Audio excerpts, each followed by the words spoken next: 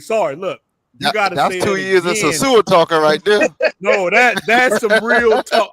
You know what I'm That saying? brother hit Yeah, some. No, sorry, Sasua. Look, yeah. no. You guys say That that boy is again. good. Look, you gotta say it again, brother.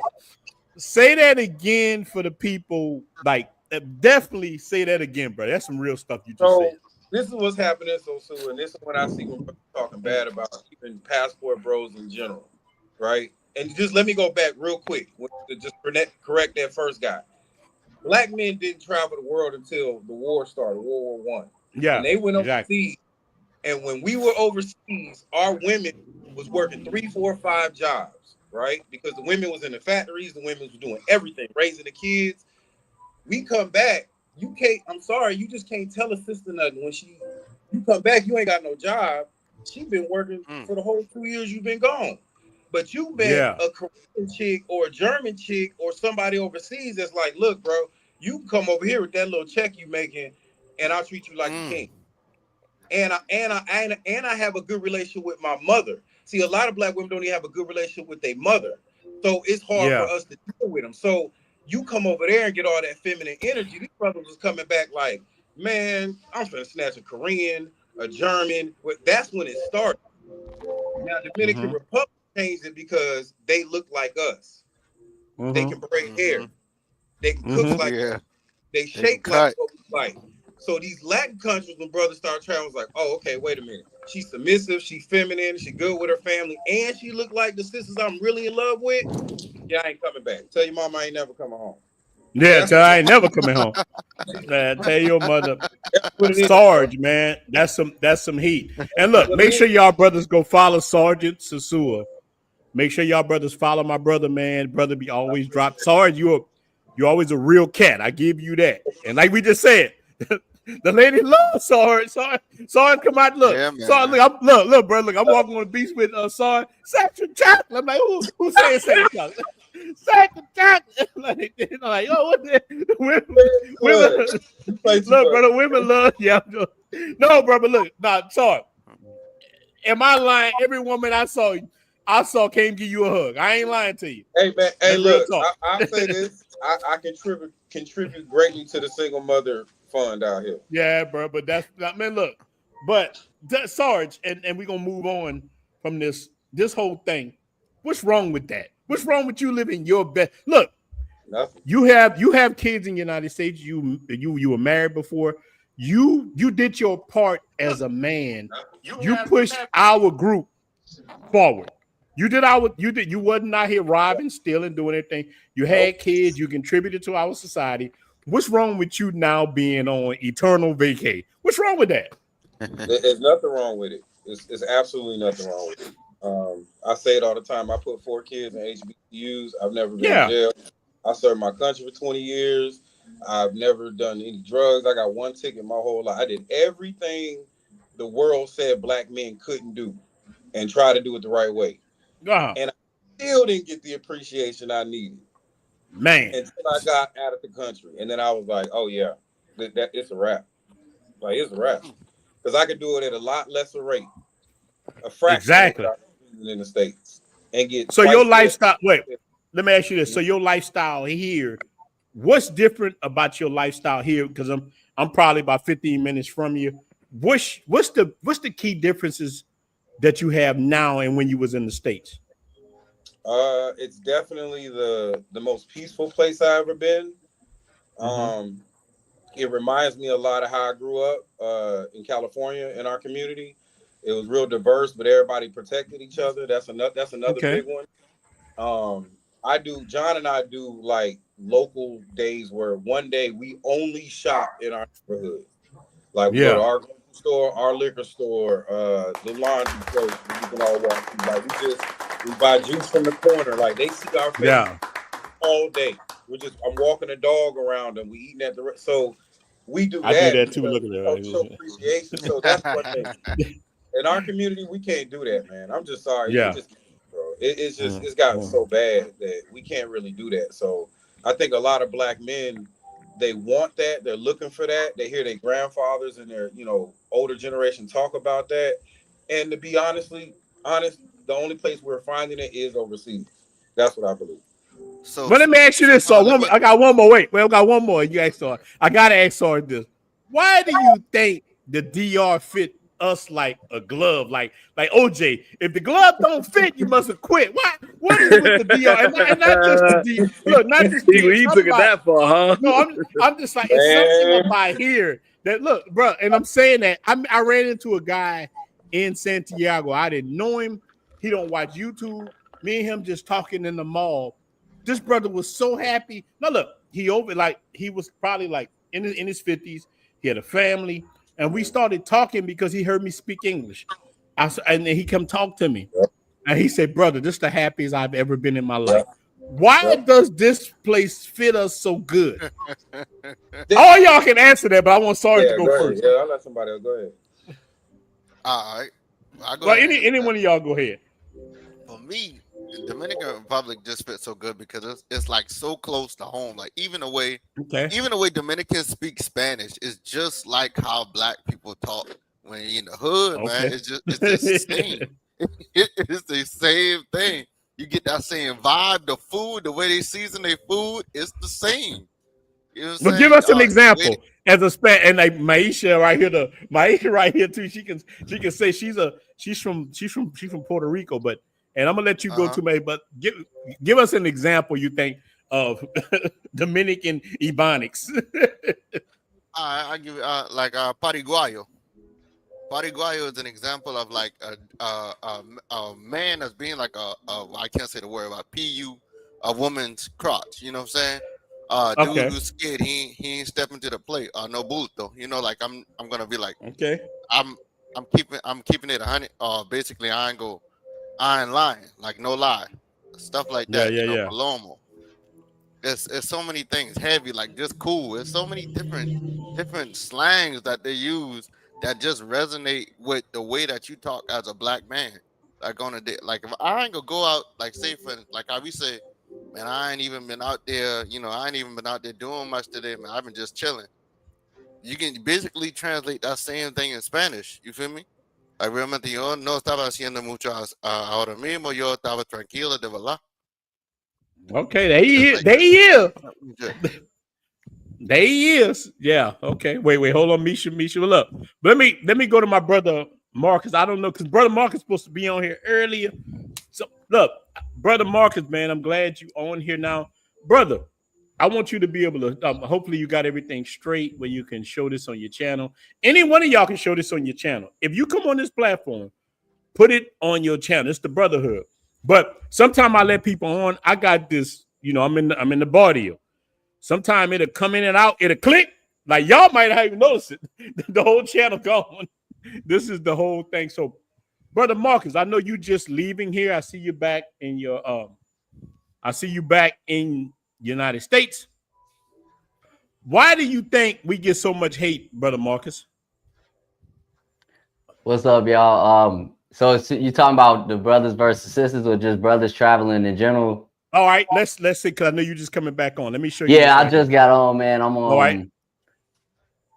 Well, let me show you this right here. I'm gonna show you two things. Look. All right. So, what is a passport, bro, and when did this term actually get started? Now, before I can answer that, we're gonna have to go back 30 to 40 years when this thing was called mail order brides, and that's MAIL order brides. And basically, white American men would travel to countries within Eastern Europe, i.e., Russia or Ukraine, or Asian countries like Philippines and let's say Thailand. These men will go over there in search of love, a good time, or get themselves involved in activities that they knew they couldn't do in the United States, so they took it abroad. They can't do. Figure it out or let your imagination run wild. But they would go to these countries where women would list themselves in catalogs in hopes that an American man would visit their country, get married, and then bring them back to America. Now, fast forward 30, 40 years later, you have the passport bros. Basically the same concept. Majority of black men, though, traveling to Latin countries like Dominican Republic or Colombia. Because of the internet and how Americans have no shame or no chill, these passport bros are actually going online and sharing their story for all of us to see. And the reason why that they're going over there. And one of the number one reasons you hear from American men why they travel abroad for whatever reason, to date or whatever, is because women abroad are more traditional than American women. But others would argue that these men are traveling to countries where the term woman rights or women's rights is non-existent. So they may not know or feel comfortable expressing their rights or how they feel about being in certain situations. But at the end of the day, this has been going on for decades. Most of these foreign countries are aware, and I don't see it slowing down no time soon. So, Okay. I played you there for a reason. It seems like it's always kind of one of us that kind of always a black man that feels like I don't see a lot of white men. Or shout out to my Mexican brothers or shout out to brother Petey. Brother Petey say he agreed, but brother I think brother Petey's a Mexican. He say he's a Greek, but I have never seen other races come at us like we come at ourselves, like for his freedom. Sarge broke down that whole situation. Military men been doing this, and you know what? Military men have done it in a respectful way. I think with the rise of TikTok, they try to make men look bad, especially black ones, because we're trying to better our options. Like I've even heard women have told me, yeah, what you're saying is true, but shut up about it. This is what the kind of emails Yeah, I've got. that before. What you're saying is true, but shut up. Why are you telling men? They're like, look, I know you're free from being a slave, but why you gotta free other people? That's all I heard, bro. But Marcus, you go ahead. I'm gonna give you the floor, big dog. Well, first I want to apologize for being late, man. I kind of overslept, and I'm back in the matrix dealing with this time difference. Oh yeah. But in response to the video that you just played, it's two distinctions I would like to make. The first with the mail order bride concept. Yeah, that was a thing before the internet, before Passport Bros, and I actually know someone who married a Chinese woman. He's a brother from another mother of a lighter persuasion. He dealt with a certain level of shame as well, like in terms of the Matrix saying, why couldn't you just marry someone from your neighborhood or from the church or whatnot? That was his flavor. That was what he liked. But now that we had an internet and now that we have, I would say both is going on. That guy in the video mentioned, you got brothers that's showing receipts. It's not a shameful thing. You saying, hey, I've been to this country. This vibe is right for me. And I met a young lady and, things are working out. That's a receipt that the dating coaches couldn't provide previously, or they really couldn't argue against. And now, as far as guys attacking Passport Bros or just trying to mislabel them a certain way and say this is a bad thing, it's nothing new from what the veterans have done, from what the other guys that did the mail order brides have done. I think another distinction is, not all brothers are trying to bring women to the United States, and not all women are trying to come to the United States. I don't really appreciate how he tried to. I don't appreciate. I peeped that. Like, they keep mentioning women's rights when it comes to other countries, other nations, as if the machismo culture isn't a factor. These women aren't necessarily oppressed. In my opinion, y'all might have more experience, more to speak on, because I obviously don't live overseas, but from what I can see, that's a part of the culture that we've lost. So it's not really speaking to what's going on in the other nations. That's speaking to what we've lost. And I think that's why we connect with these countries, because melanin wise, like, there's similarities. We got similar histories in a way. The food is familiar. The music is familiar. Like Man on the Move said, like, the vibe is the same, just in Spanish. Man, you just said a whole mouthful with as far as that goes. Like, I only met, since I've been over here in 4 years, 2 women asked me to come to the United States. Only 2. And one was real young. She was probably like 25. And she wanted to go visit New York. You know what I'm saying? Right. Yeah, of course. Shout out to New York. Yeah, because probably where her family was from. But that being said, let's go to Misha. Then we're gonna go to my brother Ty and go around. Misha, you got the floor. How you been doing, sister? I've been good. Just being a mom, chilling. Shout out to you, Misha. Maternity leave. Shout out to Misha. Yep. That's what's up. So look, Misha, let me ask you a question. and you've experienced this as a woman in the United States and coming to these countries. Who you think benefits the most from travel? Now, look, your situation a little different because you're like a stand-up chick. You try to work with your guy. Met him. I got to deal with him the I other don't day. cry. I do. Well, what you did, like I'm saying, so Yeah. I wish. No, look, I wish more women were like you. We got 174 in the building, man. Subscribe to everybody's channel, man. All y'all guys, man, drop y'all channel drop it in the chat, man, so people can subscribe to your channel. So, Misha, as a woman, why do you think, I gotta ask you this first, why do you think men get so much hate for traveling, first of all? And any of y'all can ask Misha any question you want. Anybody on panel, y'all, my brothers, is open. The panel right now is open. Anybody can ask anybody any question. We open. Why do men get so much hate from traveling? No, why do you think so many men hate on other men for traveling, or whatnot? I wouldn't even know how to answer that question, honestly. I mean, From a woman perspective, why do you think that we, or anybody, it could be other women, because women come at me all the time because I tell men to go. I tell men, like, let me just take me. Look, you can answer this then. I tell men, hey man, come to Dominican Republic. You can find a better situation. And women get mad with me. Why do you think? So you're from Puerto Rico originally, right? yeah. So would you get mad if I was telling men, hey, go to Puerto Rico? We finding the best situation ever in Puerto Rico. That's the thing. I can't answer that because I'm on a different, side of the I'm with y'all. Yeah, I know you with us, but I want you to say it from a woman's perspective. I will assume that they're getting mad because obviously that they're lacking a whole bunch of things over here that they're afraid that their men will find in different countries. Yeah. That's what I will assume. Okay. Yeah, because I know some people who have husbands and their husbands don't even have passports. And when my husband shared with their husbands on how our time was, or when he tell them, yo, you need to come down here. This is what we did. This is what we doing. Jealousy does play a big role in there. Not just jealousy. I think they're afraid to lose their man to someone else in the country once they see how they're being treated, once they see how much they can get with their dollar in a different country. It could be like so many different reasons, but like I said, I think women lack a lot of things in this country that they automatically, put their nose up about when their man is traveling somewhere else. I don't know. I mean, that's what I will assume. I mean, because if I wasn't into what I was into with my husband, and that's me just putting myself in somebody else's shoes that's not into doing what I'm doing. But I will be jealous and I will be afraid if my husband went overseas and started doing things that I wasn't doing at home, or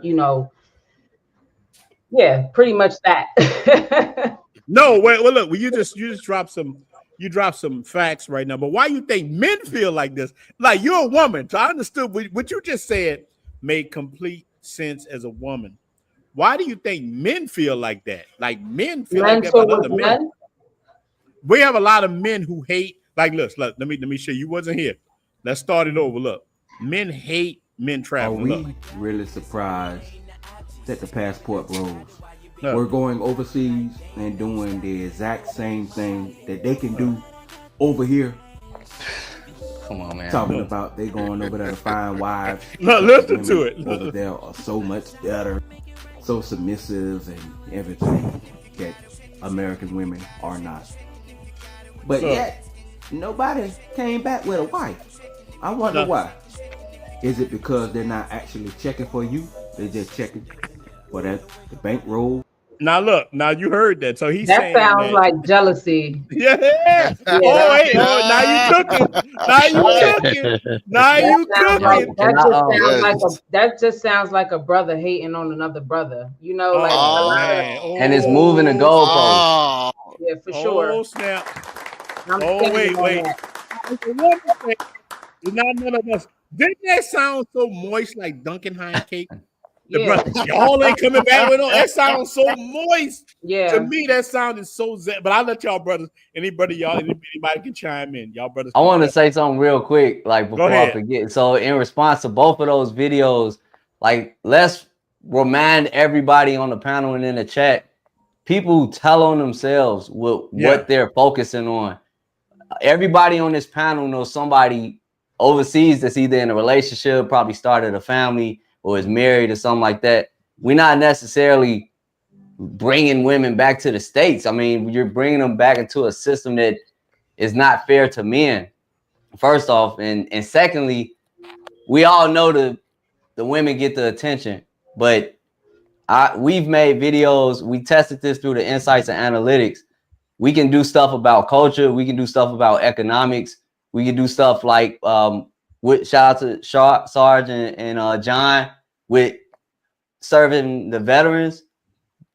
That gets some attention, but not as much as women. Like, you know what I'm saying? So these people that's criticizing, they're showing what they focus on. They don't even respond to other positives of men traveling. Yeah. Facts. Because they don't care. They don't care. They just want to take shots. They want to take shots. Like there's little channels of married couples who claim their passport, bro. Yeah, they got entire YouTube channels about that. So how they missed that, I don't know. But like they're not looking for it. Like, what's that brother name? No, let me give that brother some shine. What's that brother name? That brother got a good channel. Brother Marcus. He lives in Santo Domingo. Brother Jerry, brother Jerry too, another guy.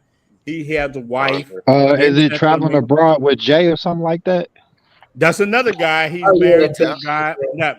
So you got those guys who they're not over here, but they over here in a certain way. These guys are married, but people don't care about those things. Look, shout out to my brother Andre. Hold on, shout out to my brother with 999 Super Chat. Pablo Frescobar said, Frescobar. I like that name, Pablo Frescobar. I live across the street from Popeye's Chicken. but I go downtown to Chick-fil-A. Oh, what's the name of the channel? Love Cross Borders.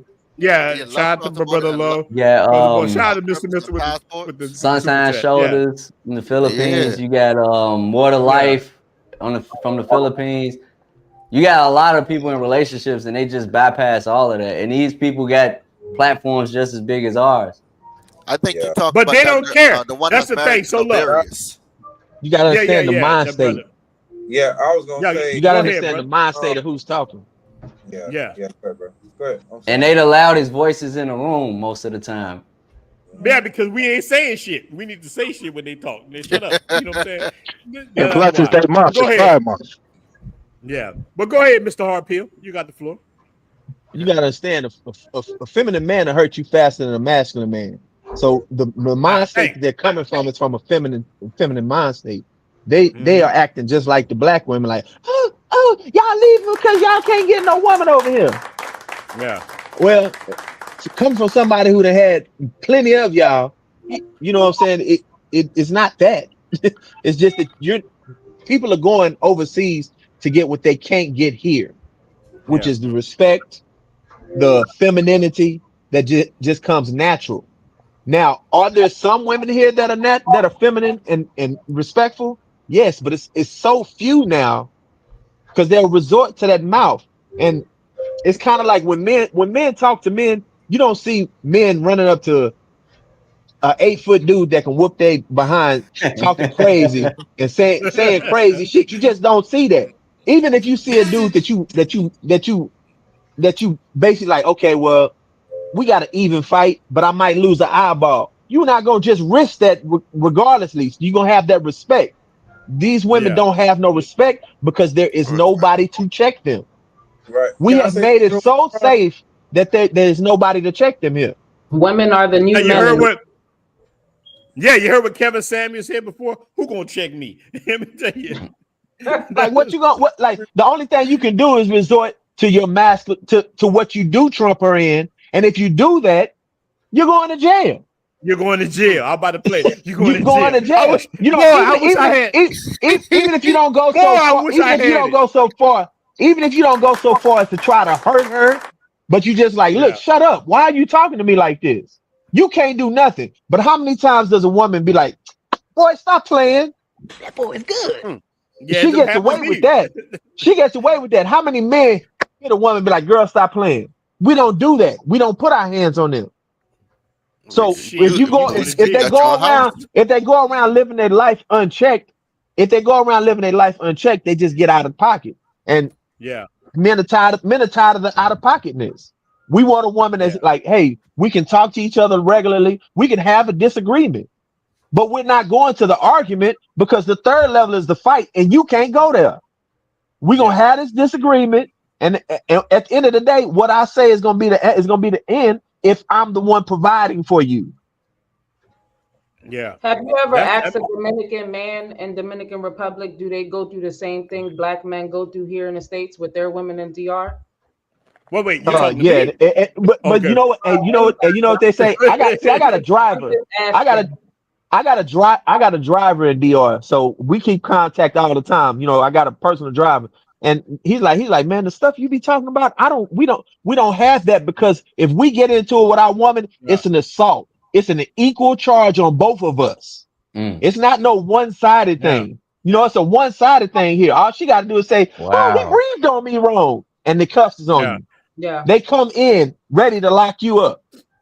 But look, I'm not sorry to saying tell you too. But hold on. But look, I have never I got like family members here in Dominican Republic. Like I'm here, sorry here. Like I don't see that happen. men, like look now. A foreign man might get caught up in some stuff.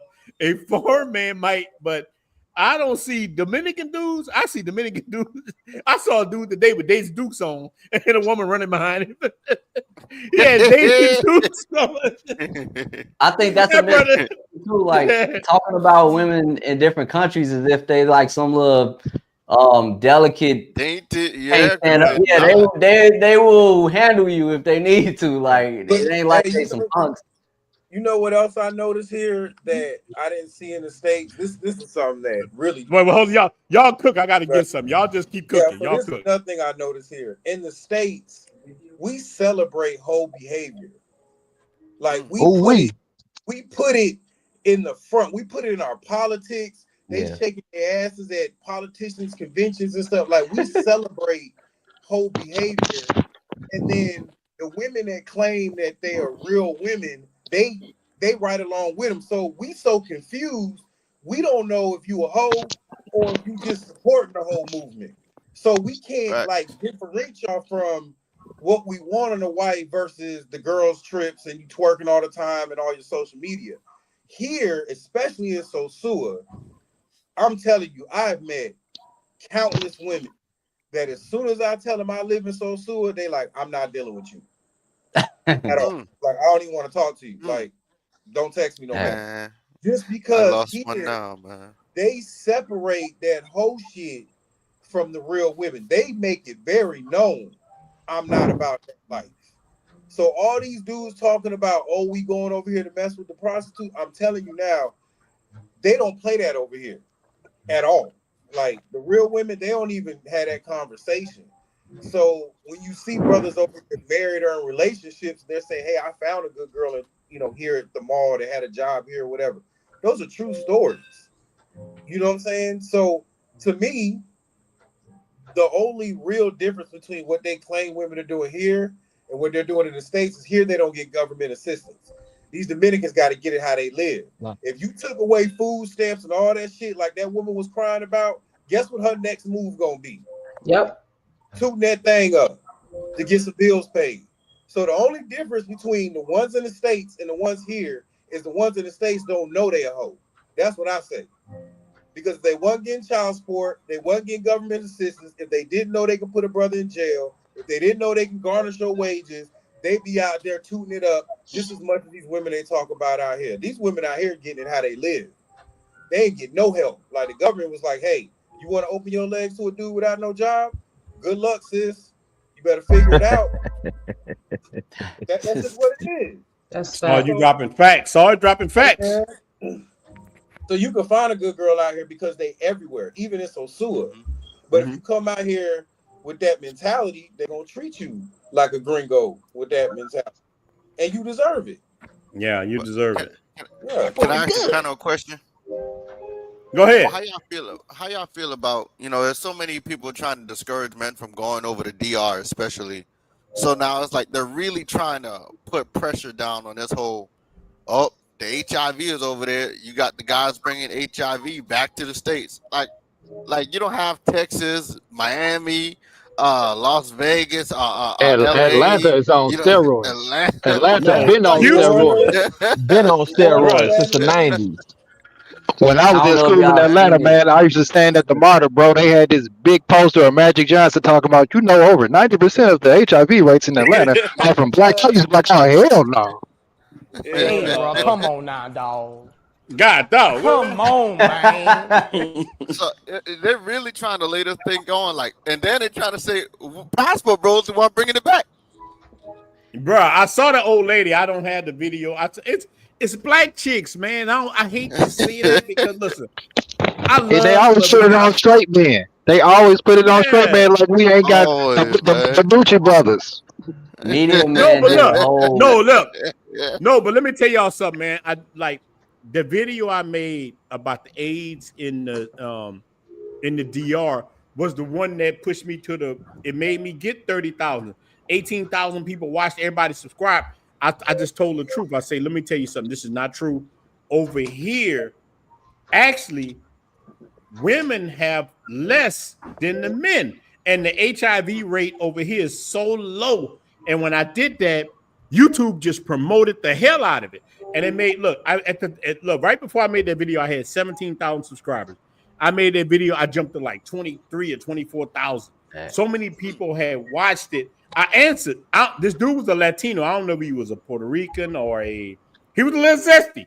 He was zesty. He like, you didn't get it for the fun. Like, he started moving. He was like, I could tell zesty cat. Zesty cat start moving. Regular cat gonna just sit there, be firm. He was zesty. He started moving. Get it for the funny. And then like we just talk, we like, hey, brother, what it is. Brother go to he was moving with a little zestiness. Because TikTok, look, bro, I just started TikTok, but man, I hate TikTok because of this reason. People can get on there and say just anything. But look, let me let my brother let me let my brother Black Cleaner haven't been here in a while. I want to say shout out to my brother, man, a Panama type brother. Shout out to Black Cleaner, man. I haven't seen you in a minute, brother. How you doing, big dog? I'm doing all right. What's going on? Shout out to the panel. I just been. Yeah, Ryan was just here. Travel with Ryan. Me and him just broke bread yesterday. He's in the DR now. But but to touch on what you all was saying, 2 points that I want to make. Number one, when I was in Colombia in August, and I was in Medellin, and I was up in Sweet Georgia Cafe, and every black couple that I met that was in Sweet Georgia Cafe in Medellin came from America. And I would sit there and I would talk to them, and I'm like, where you all from? And they're like, Texas. And I'm like, both of y'all are American? And they're like, yeah, we came here, because we're trying to escape, what's going on in the Matrix. United States. Yeah. Exactly. And I'm saying this was countless. I mean, I talked to like 3 or 4 black couples that was there. And that was surprising to me because, I mean, of course, there's plenty of brothers that go to Medellin when, like when I got off the plane, it was like droves. It was like a fraternity, just going down there. But when I actually was there sitting in Sweet Georgia Cafe in the heart of, Baylin, now I'm seeing actual, citizens who done got their card, and they're like, yeah, we live here now. We've been here for a year or 6 months or what have you. So that's the one point that I want to make. Number 2, when I was leaving the States, and I was in a taxi. It was 3 o'clock in the morning. I mean, not a taxi, Uber. They was taking me from my apartment to the MARTA station. And I'm talking to the guy, and he's like, "Where you headed?" And I'm like, "I'm on my way back to Panama. I live there now." And he's like, "Really? I can't do it. I don't know how you do it." And I'm like, well, number one, the rent is cheaper. I'm like, how much do you pay for rent? He's like, well, I paid like $2,600. I live downtown.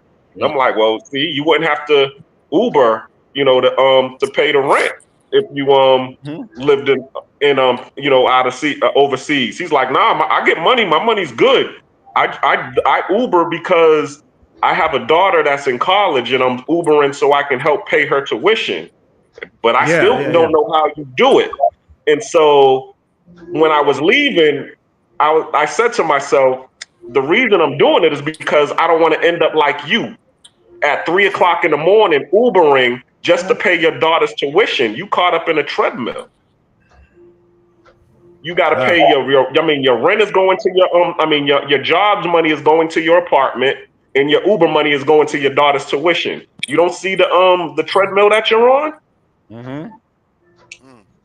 So that's basically, I have countless examples like that when I meet people that are in the matrix, and I talk to them when when I come back to, do some things here to, get things right. Cause I do have a rental property here.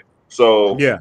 But everybody's always saying the same thing, but they don't understand that they're on a treadmill. It's like what Harriet Tubman said a long time ago. I would have freed a lot more slaves if they knew that they were slaves. Yeah, that's real talk.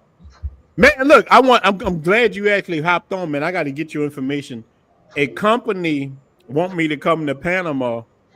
Actually, look, I got one want me to come to Mexico and one want me to come to Panama to do an Airbnb video with them. So I'd like to talk to you about that. Make sure I ain't going to stay in no raggedy place. Okay, yeah, no problem. Look, I don't know Panama. I don't want to be showing up out there. I don't want a cat dressed like the Rubber Ducky Man. I'm standing outside saying, hey, bro, you come over here and do that. Now, look, this YouTube stuff, that's a whole nother vein for you brothers that do YouTube. Once your channel start getting enough things, that YouTube, look, people don't understand like content, that you got different aspects of content. You got this right here, watch hours. But once people start following you, companies want you to represent. Look, I'm just not no sellout. If you see me out here, hey brother, take this ad deal, bro, then you know I'm completely too legit. You start seeing me, then you know Ronan them sold out. Bro, look, I'm telling you real right now, brother. I turn down 30 or 40 people every day trying to get me to sell stuff to my audience. I say, no, that don't fit my audience. That's why you see me do mostly Airbnb, because people offer you money for that. Well, let me see your Airbnb first. Bruh, Adam shot, this is real talking about to tell y'all. Adam shot over 80 Airbnb videos that y'all haven't even seen, but the place was raggedy and I refused to show it. I like, nah, I done paid for it myself. I said, nah, they said, well, you don't show it, we're not going to pay you. That's all good. It's too raggedy for me to show to my people. I just eat it myself. But that's because I'm not a cat. But as y'all guys grow, and I'm here to help men grow. So I want us to win. These are the ways that we win. And I'm saying men, but Maisha, every time I say that, she like, hey, you know what I'm saying? I'm over here. So look, even you, shout out to you. And look, I don't know, because you came over here. Look, my audience was like 97%. Now, I don't know, because you came on here a couple times. I got a lot more women watching me. It could be you. And there might be Latinas or whatever. And my old lady, she done been on videos with me, but I think it's you, because it linked up when you start coming on here. Women, maybe it's you. I don't know. It could be you. Her mic muted. Mic muted. Let me see. There we go. There we go. I said, I hope they're not trying to gang up on me. No, listen, I've never heard anybody say anything negative about you, your man, whatever. Like, actually, I think that you were so real about your situation with your husband coming to Sasua.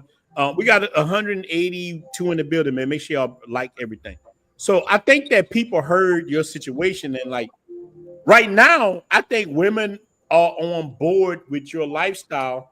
You got a man, look, you got a nice house, you're doing right. Like when I was a kid, my grandmother and all of them lived like that. They had a man. The man might go deal with other chicks, but he ain't going nowhere. Percy Earl ain't going nowhere.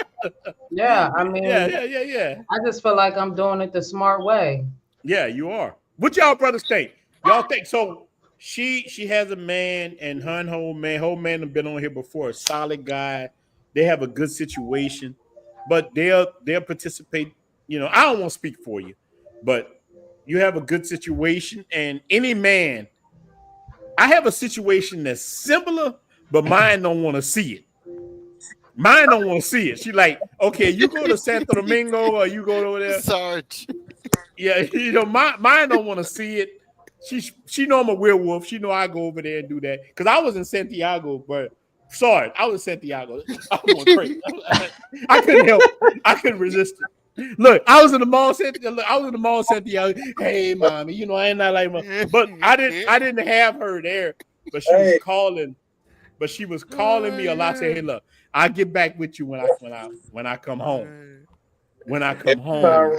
But he comes come back to the state. This is Ron Texas. Hey man, y'all ain't gonna see me for about 3 days. Hey, bro, I'm telling you, bro, because I was sorry.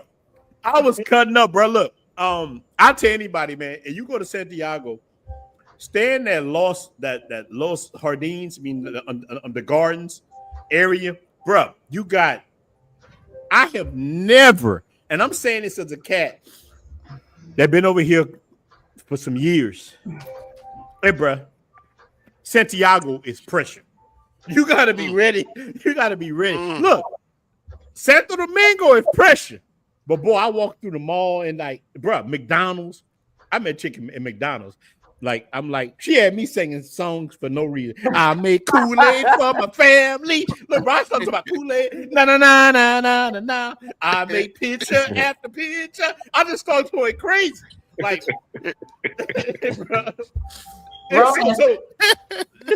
Ronan, so when you say you go out and you do your own thing, she know what you're doing. She just don't want it around her, right? Yeah, she's just not the type of person. And look, I don't even think it's her. I think it's more the family. Like, she come from a solid, like, Christian type environment.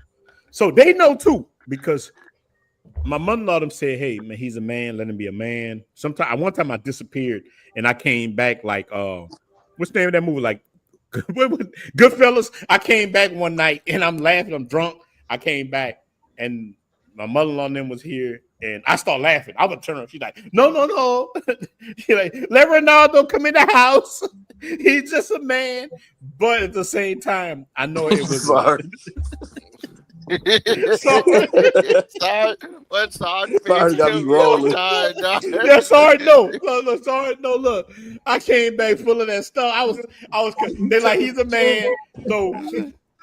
But they didn't want, like, look, sorry, I don't know. Mother-in-law was like, hey, don't let this ninja go away with all that money. This ninja rich.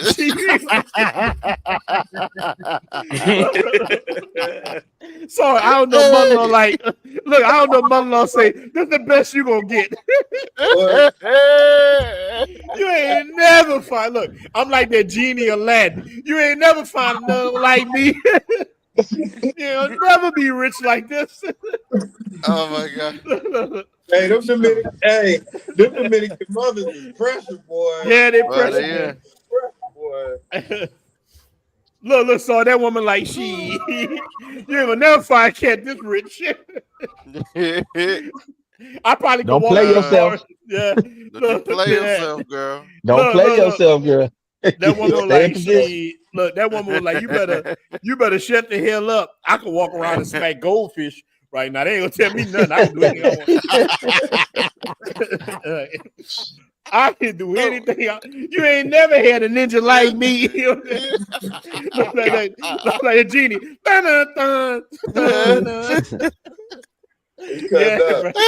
no, I'm just saying.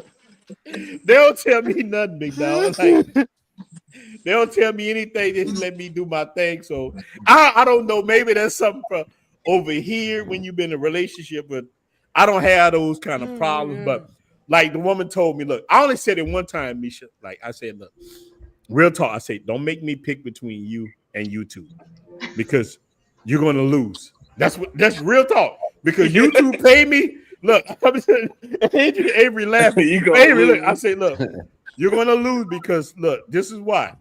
YouTube pays me. I'm like Death Row. YouTube is a label that pays me. YouTube pays me. Look, no, bro, y'all laughing, but look, think about it. Got 180 in the building. Man. Listen, what do like? Look, do a woman take from your ad to you? She can add cooch and everything else to you. That's good. But it's about money wise, monetary. Look, YouTube pays me. I'm not gonna put. Look, I done that before. Look, I done simped out. This real talk. Maisha, don't hold this against me. We got to keep it a buck. I have put women before in front of money, and you know what the women did? They went for the money. They left me for the money. So I learned to, so as a man, look, all right, let's play this. Let me tell you what y'all guys think of this. You know, I gotta play something. Me, myself, I've learned now as an old ass ninja to not put nothing in front of my paper. Like I said, tomorrow's my birthday. I'm an old ninja now. Happy birthday. Happy early birthday, man, shut up, man. Yeah, man. Old ninja. Live it up, turn up. Yeah, I'm living it up, bro. I'm living it up. So wait, you live in Santo Domingo, so no. I'm in Sosúa right now. Okay. I've lived in Santo Domingo. And listen, I just left Santiago. I'm selling a property in America, and I'm gonna take that money from that property and buy a place in Santiago. I'm gonna have me a place in Sosúa and Santiago and go back and forth. And if I get enough money, I'm gonna do Santo Domingo. We're going all three, and I'm gonna let you brothers be able to stay in all of them. That's what I want to do. But look, check this out right here. Talk to a woman about anything substantial. Look, listen to this. Look. Never talk to a woman about anything substantial. Yo, Never go deep with a woman conversationally. Let me know what y'all think about this. Start expressing your feelings to a woman. Always keep it light, keep it fun. Just leave that past the side now, so we run that power wire. About movies, music, food, the weather. Listen just right here. Fool around, have fun, keep her present, but never ever start talking about fucking politics or, you know, your deep childhood trauma or anything like that. Because as soon as you do that, you basically meet her on her level, and eventually she just starts seeing you like a girlfriend, and then she loses respect for you, and because she sees you as an equal, and then desire fades.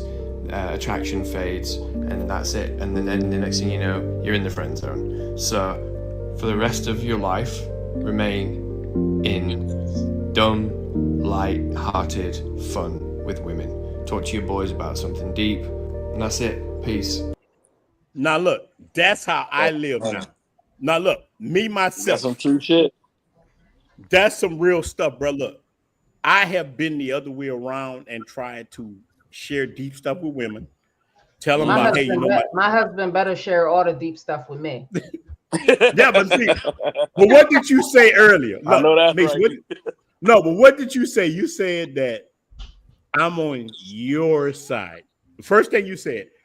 So you're seeing it from our perspective, meaning you elevated your mind enough to not think the way. Look, all right. So look, let's one more, y'all. Look, she just hit on something. Look, you're not thinking like these women right here. And shout out to this woman who's saying you're a unicorn. Yeah, you're a unicorn. So look, think about this right. Listen to this sister right here. Feminism lied to us, and we just ate it up. They told us that rebellion was power, but all it gave us was confusion, burnout, and situationships. In the eyes of feminists, you don't need no man, right? Okay, but why are you secretly craving love, stability, and protection? So somehow obeying God became oppressive, while being overworked, over-sexualized, and overlooked became empowerment. Please make it make sense. Now that sister was dropped. So you're not like that. See, like my brother, Mr. Harper said, you have a unicorn type of mindset, because the average woman don't even have. Even my mother. Look, I love my mother. I love my mother to death. Right? Me and my mother them had these conversations, and when I start telling her stuff that she don't agree with, whether it's politics or whatever else, you know, my mother would tell me, I said, well, you black too. Wait. Where that come from? Look, I look shut at my off. mother. Look, Maisha. My mama lighter than you. I'm like, wait. When you got black, you know, I tell my mother, I'm like, these are the things that they can't win what you're talking about, and they start coming at you with this weirdness like that. So, I think that we were so like in our community a bill of goods, and we just unplugged. I think that men unplugged from the matrix earlier. Like y'all might think I'm lying. I just think we unplugged earlier. I think something happened with us when we start looking around. Not all of us, but some of us, like you got people like y'all who are in the military, y'all brothers who have been like the military unplugged brothers early. You got to deal with different people. You go to different countries. Y'all military, and I really think the military brothers unplugged all of us because you look at the passport bro community, all this so-called thing. It's military guys who was traveling the world. It was the military dudes who came to us and said, "Hey, bro, you have options. Look, you all everybody got an uncle, exactly, in some part of their family that's probably, unfortunately, probably addicted to either alcohol or drugs. That boy is good. Okay? That nobody want to deal with, but everybody love him, and he then came back and he tried to take care of his entire family. Yeah, and he probably been married and divorced 3-4 times, but he's seen enough of the world. Maybe he just couldn't get back out the matrix, but he's still holding on to when he went to Germany, Japan, Korea. That's all he talk about. Yeah. Right? Because probably, even though he's away from his immediate family, that's probably the happiest he ever been in his life. That's why I say the military started because those are the black people about living other than our brothers that, they're first generation from immigrants, from different countries, black countries, whatever. But other than that, a lot of us didn't have anybody other than military guys in our family that could talk about living overseas. Right. Yeah, look, sorry. The first man told me anything about women overseas. I have an uncle who have traveled, but the first man who ever told me anything, I didn't understand what he said yet. He had been in Vietnam and he had told me the truth. He said he was sitting there. He had a black wife here. He smoked a cigarette and he like, Ronald. But he gave me the real game. He like, them Asian women. He told on telling me about Asian when he said, I don't know how many kids I got in Vietnam, but I'm going back. Because his wife was fussing at him. Look, what had actually triggered him, like me and his son was best friends. Me and him outside, and his wife, Miss Alberta, man, shout out to Miss Alberta. Miss Alberta was on his ass. And she was on him. And he come out to me, and you see a little kid, and I'm just looking up, and he like, run! And he just started telling me about, in Vietnam, the women don't act like this. He was giving me I didn't realize that to being a grown man now, he was telling me that I had options.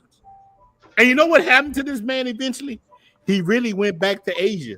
One day, I'm telling you, I was about 16, and I'm looking for his dad. I'm talking to him, where your dad at? He gone. He was crying. Yeah, snotting on. Yeah, my dad gone. Man, he disappeared. His dad disappeared. Look, bro. Look, when I'm talking to my boy, he looked like Roscoe on Martin, but had the crust with the little head. Yeah. Snot. Snot. Like, man, where your dad at? My dad moved, man. He going to Asia. His dad disappeared. Now, this is years ago. So now I can understand why women hate us. I understand it. I understand it. I understand why a lot of women in the United States hate us, but I just, to this day, I can't understand why a man can hate us unless he's zesty. I just can't.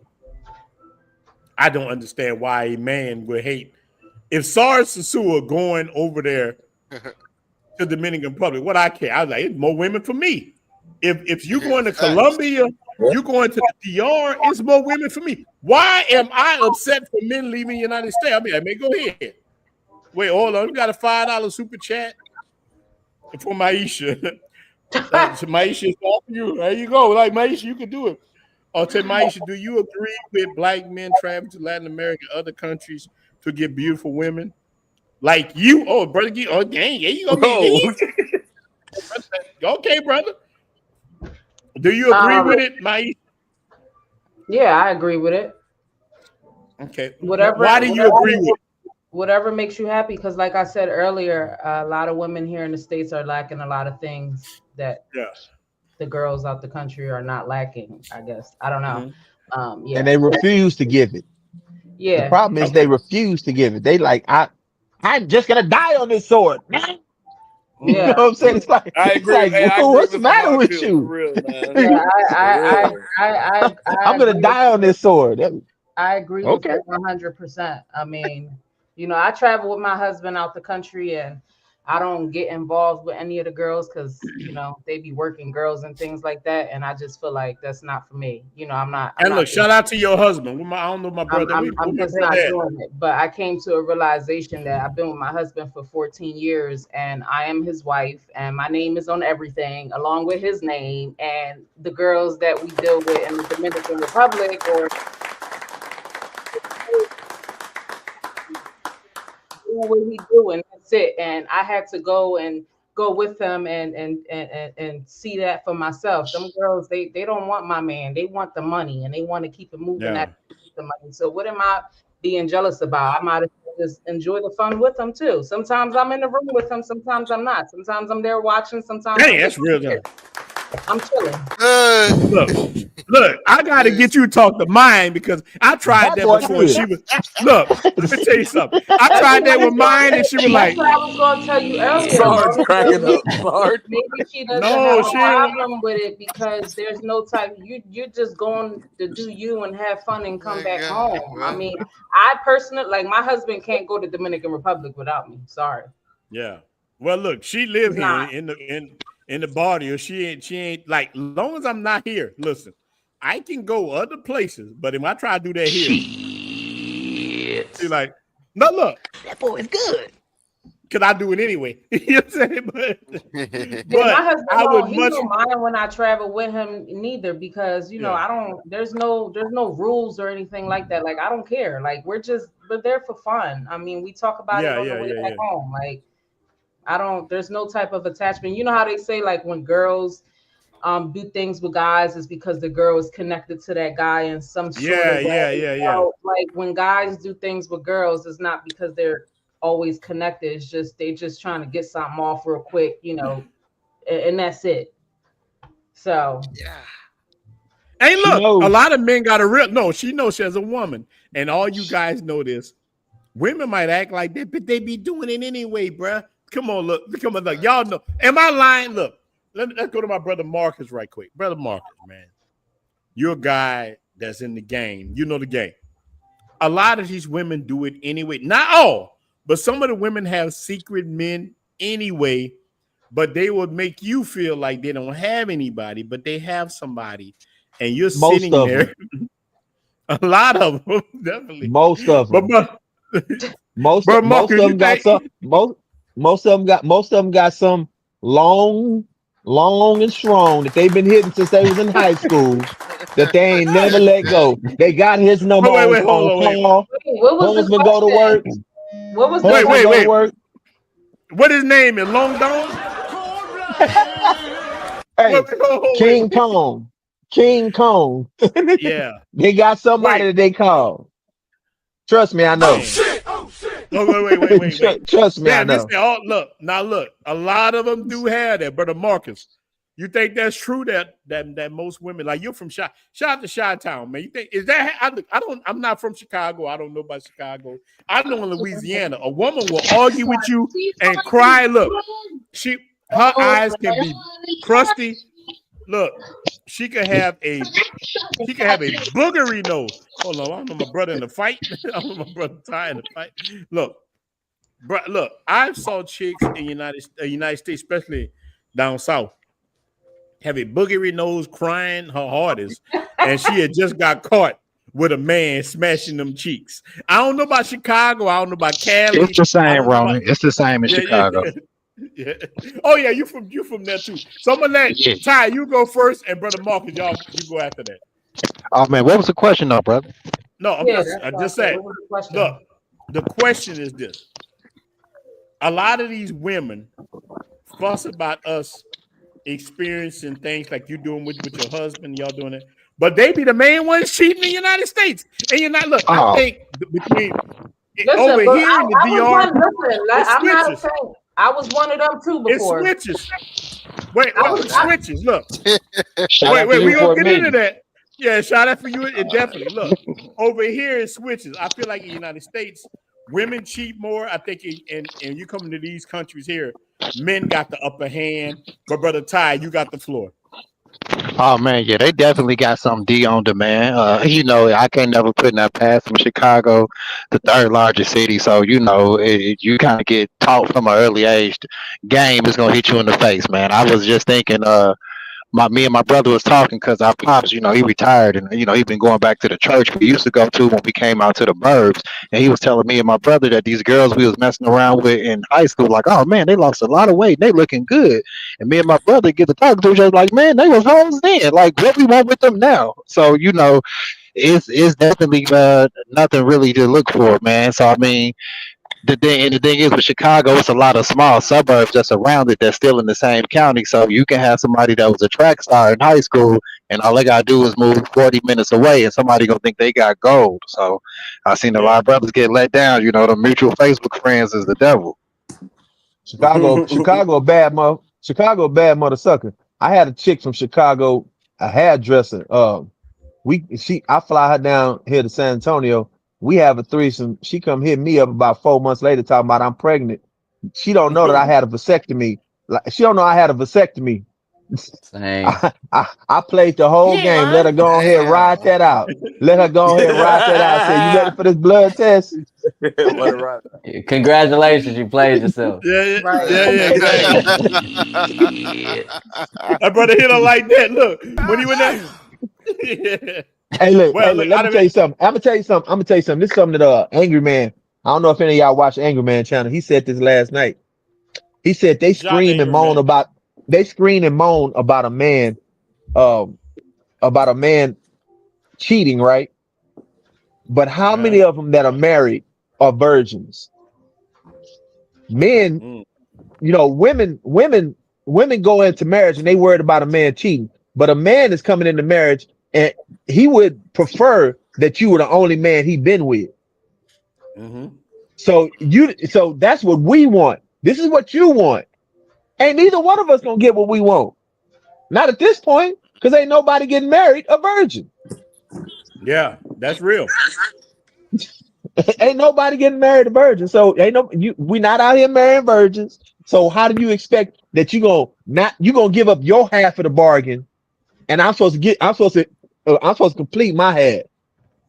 Like you're not giving the equal representation. So it's like the social contract is completely broken in America. It's over with. Well, let me say So something to that because go you ahead, said brother. ain't nobody. You said ain't nobody getting married as virgins right now, but the issue is in America it's so messed up sexually. Like guys are really not getting nothing, so a lot of guys might not even get no punani till they get married.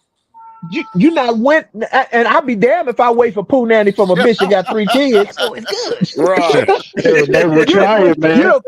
You done push humans out. You think I'm celibate till I get married. Yeah, you gonna get celibate somewhere else. You gonna I celibate know to that's somebody right. else. Hey, Yeah. After where the white Marquise done women at? stressed you out. That's what I'm gonna ask Right. y'all. Look, when a Dookie woman and do Ray that Hey, to me, where the look, white women at? that's They're what I'm gonna reporting say. they're reporting that guys are still virgins from ages all the way up to 30 years old now in high numbers. Like Man, I because had bad. the women are only chasing the top 20% of men. The top 10% Yeah. of the dudes they find conventionally attractive, and the top 10% of guys that earn. They Yeah. chasing those men. Trust me, I you. know. Yeah, Yeah. you got threes out I here with know. standards in 2025. The threes talk You got about three. you got. You got threes talking about. Oh, we should start shaming ugly men. Like, I is think what? Unc Jay said. Unc Jay said we in the land of the 49ers, the fours that think they nines. No, look. Now the twos that think they nines. You got like, I've baby. heard so many people I, say that, bro. That's real. Like we living in I a tell them like world where this. I tell a people are girl like highly this. I delusional. said, you want to call, you want to say that cause I tell them I'm like, I'm average. It is what it is. When I put on a suit, you know what I'm saying? I do a little, I'm plus average a little bit, but I tell you what, I walk out the house and I wash my hair, I brush my teeth, I put on my clothes, on the deodorant, my cologne, and I walk out the house. Can you do that?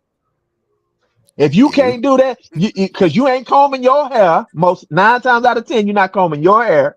They putting on those lace fronts. You gonna put on makeup. You gonna put on some eyelashes. Don't forget to Everything do about that. your existence is everything. Oh, the bonnet crew. Get the stocking Everything cap. about your existence. Hello. Everything about your existence is fabricated. We got my name out like that. Hey, man. Yeah. Fabricated. Yeah. Fabricated. So And I got your damn 10 we can bonnet wipe off sets. with a God damn it. napkin. Your 10 we can Damn wipe off with a bonnet napkin. sets. Yeah. Man, have y'all seen these popped up balloons? The audacity. Oh yeah. Bruh, You I saw a you lady.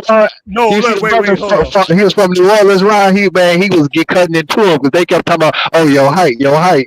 And by the second or third time he had enough, he said, y'all gonna get it today. Y'all gonna get it out here today. Yeah. I saw that.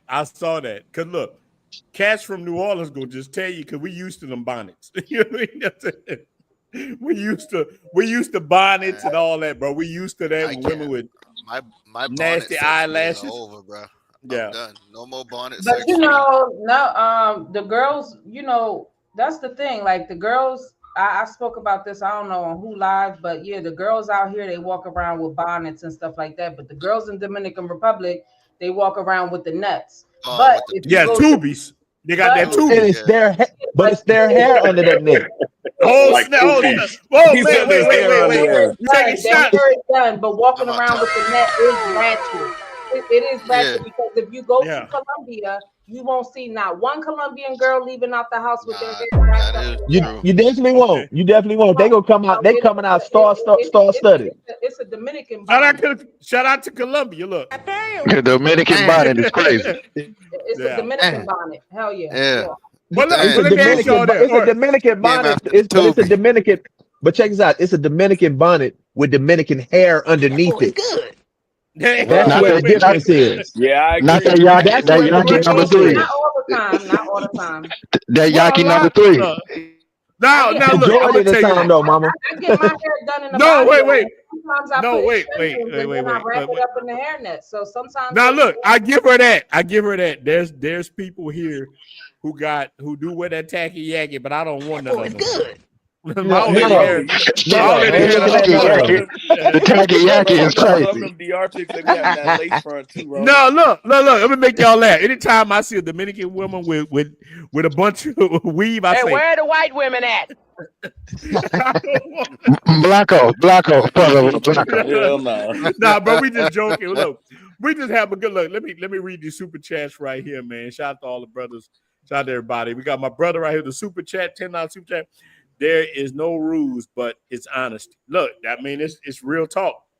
Like, look, but let me say this: Do men really want honesty, or do we want to hear? Look, I done saw cats simp out so hard. Look, I'm not immune in my life. I have simped out in these 47 years. I'm simped out before, man. And sometimes you don't want to hear it. It's real talk. So my brother, also the $5 super chat. Also, brother Marcus, I'm from Chicago. Shout out to the Chi-Town. Would like to get consultation. Brother Marcus, Huh? drop your information, The Marcus. floor. Brother said he want They some over here. They still on that mat. yeah, so the brother wants some consultation. And my brother Philip, What kind brother, of screws you shout out got? to my brother, man. Brother Philip, man. I definitely I got said, what? Huh?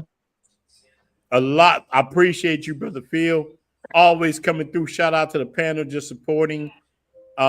Need to get up with you. Yeah, but man, brother, I definitely appreciate you, brother.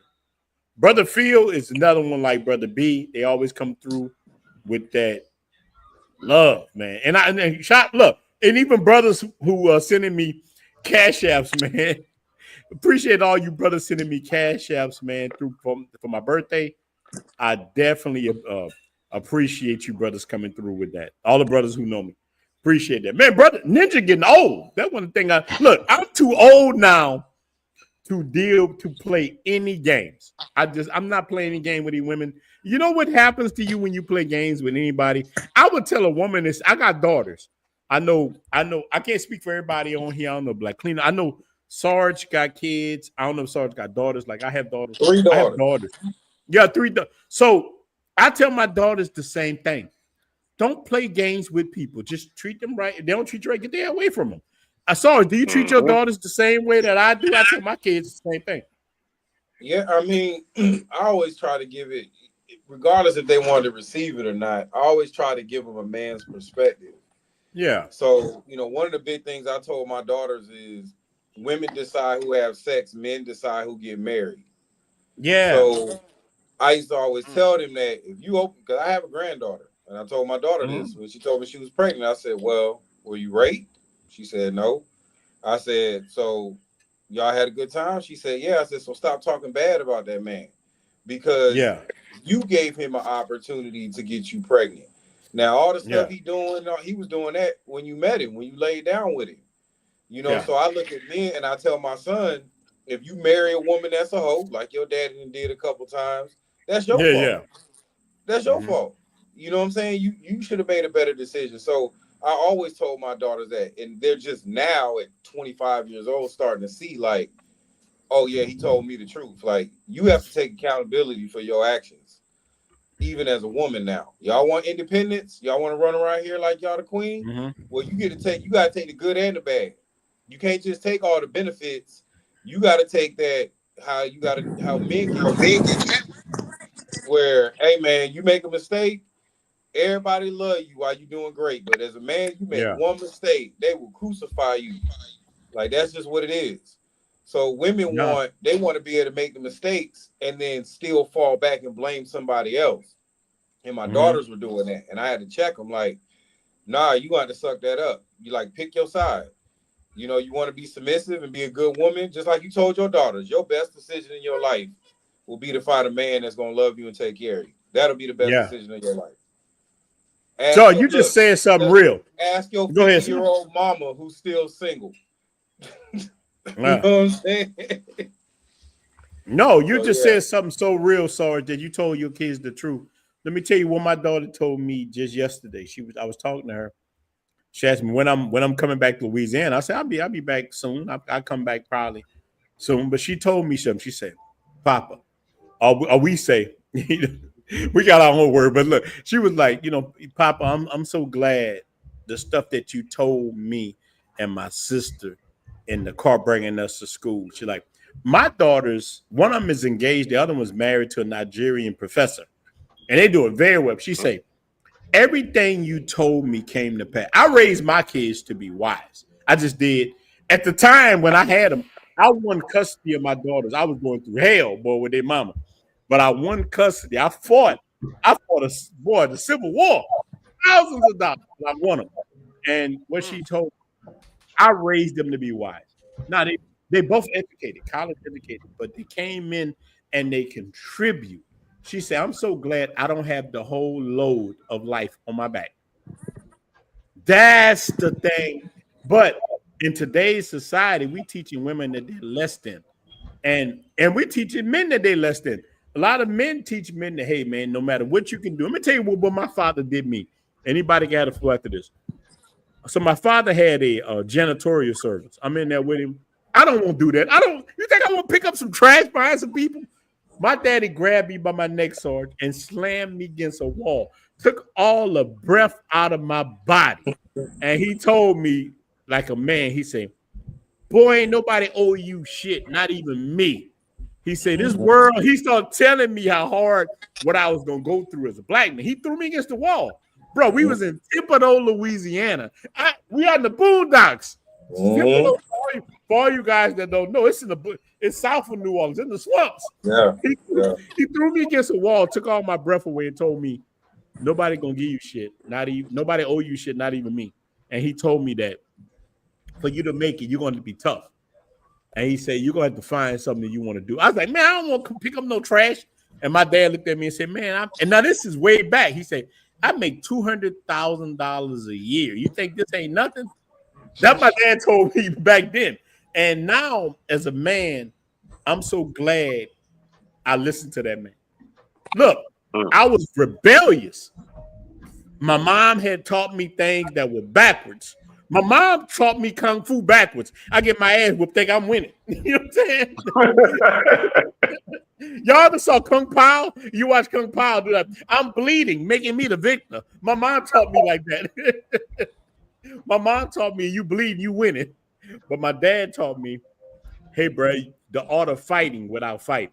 So, Sarge, hearing you talk about that to your daughters, that's a thing, and that's why I always preach masculinity and us teaching our kids, daughters or sons.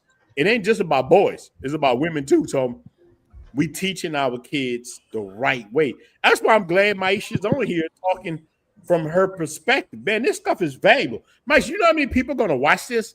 Like we do these videos. So the last video we did, I think got like 5,000 views. Say 5,000. That's a lot of people watch these things. Shoot, that's why that's why I took my son to Dominican Republic. He's autistic, so That's what's up. Mine too. I got respect for baby Maisha.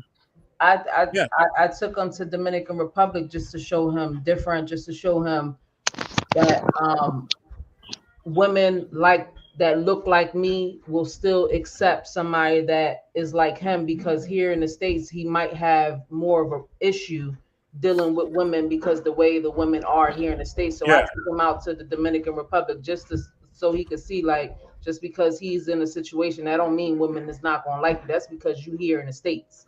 So I'm gonna take you out, take you somewhere else. And now he said he don't want to go to Disney World. Mine either. Look, like Denzel with that, my nigga. Where that Denzel?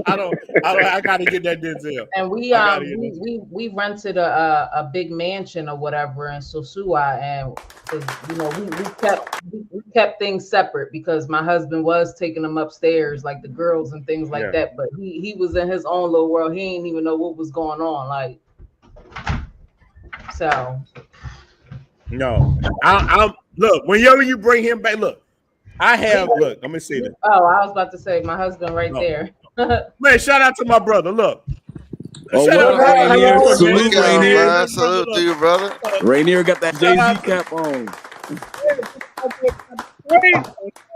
Look, just saying something so real. I had a ex brother-in-law named Quincy. Now, look, he was special needs, and I did that for him one day.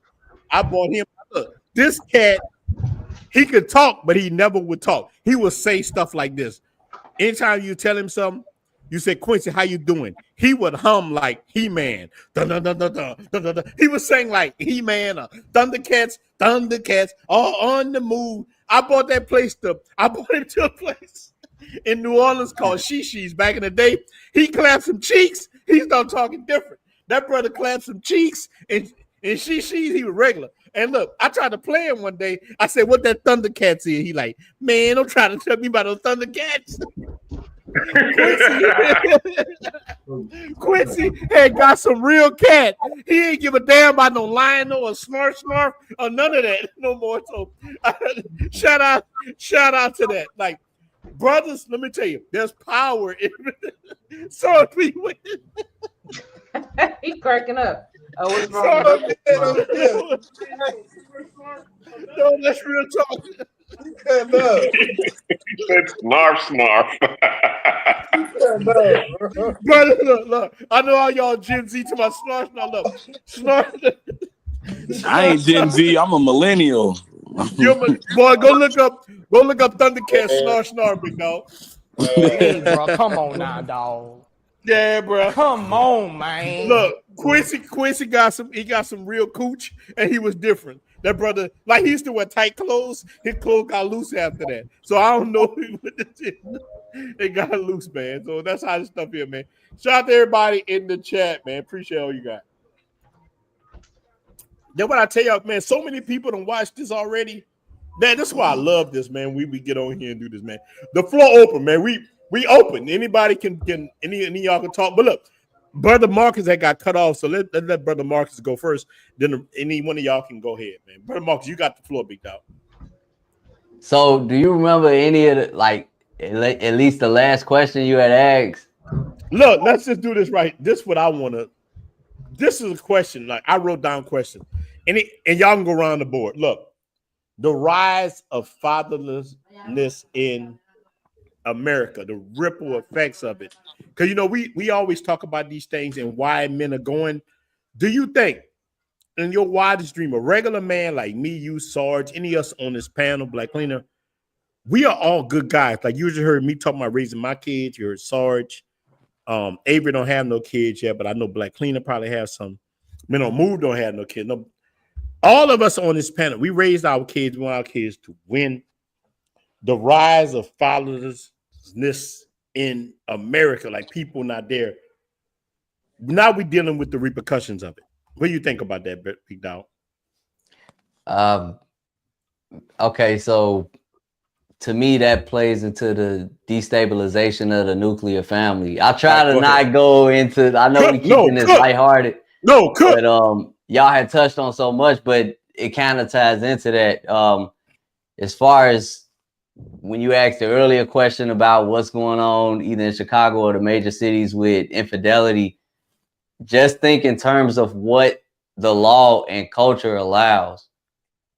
So the answer to me is yes. Anything that any person can do without consequence, they more than likely will. If there's no consequence, then you just got people running rampant doing whatever they want to do. And that includes in a relationship. As far as the fatherlessness, that wouldn't be a thing. It's not like there's not men that don't want to be present in their father's lives, but in order to be in a relationship in this particular environment, you're in a relationship with the mother of your child as well as the state. So it's not the same as being in other countries where they don't have that safety net.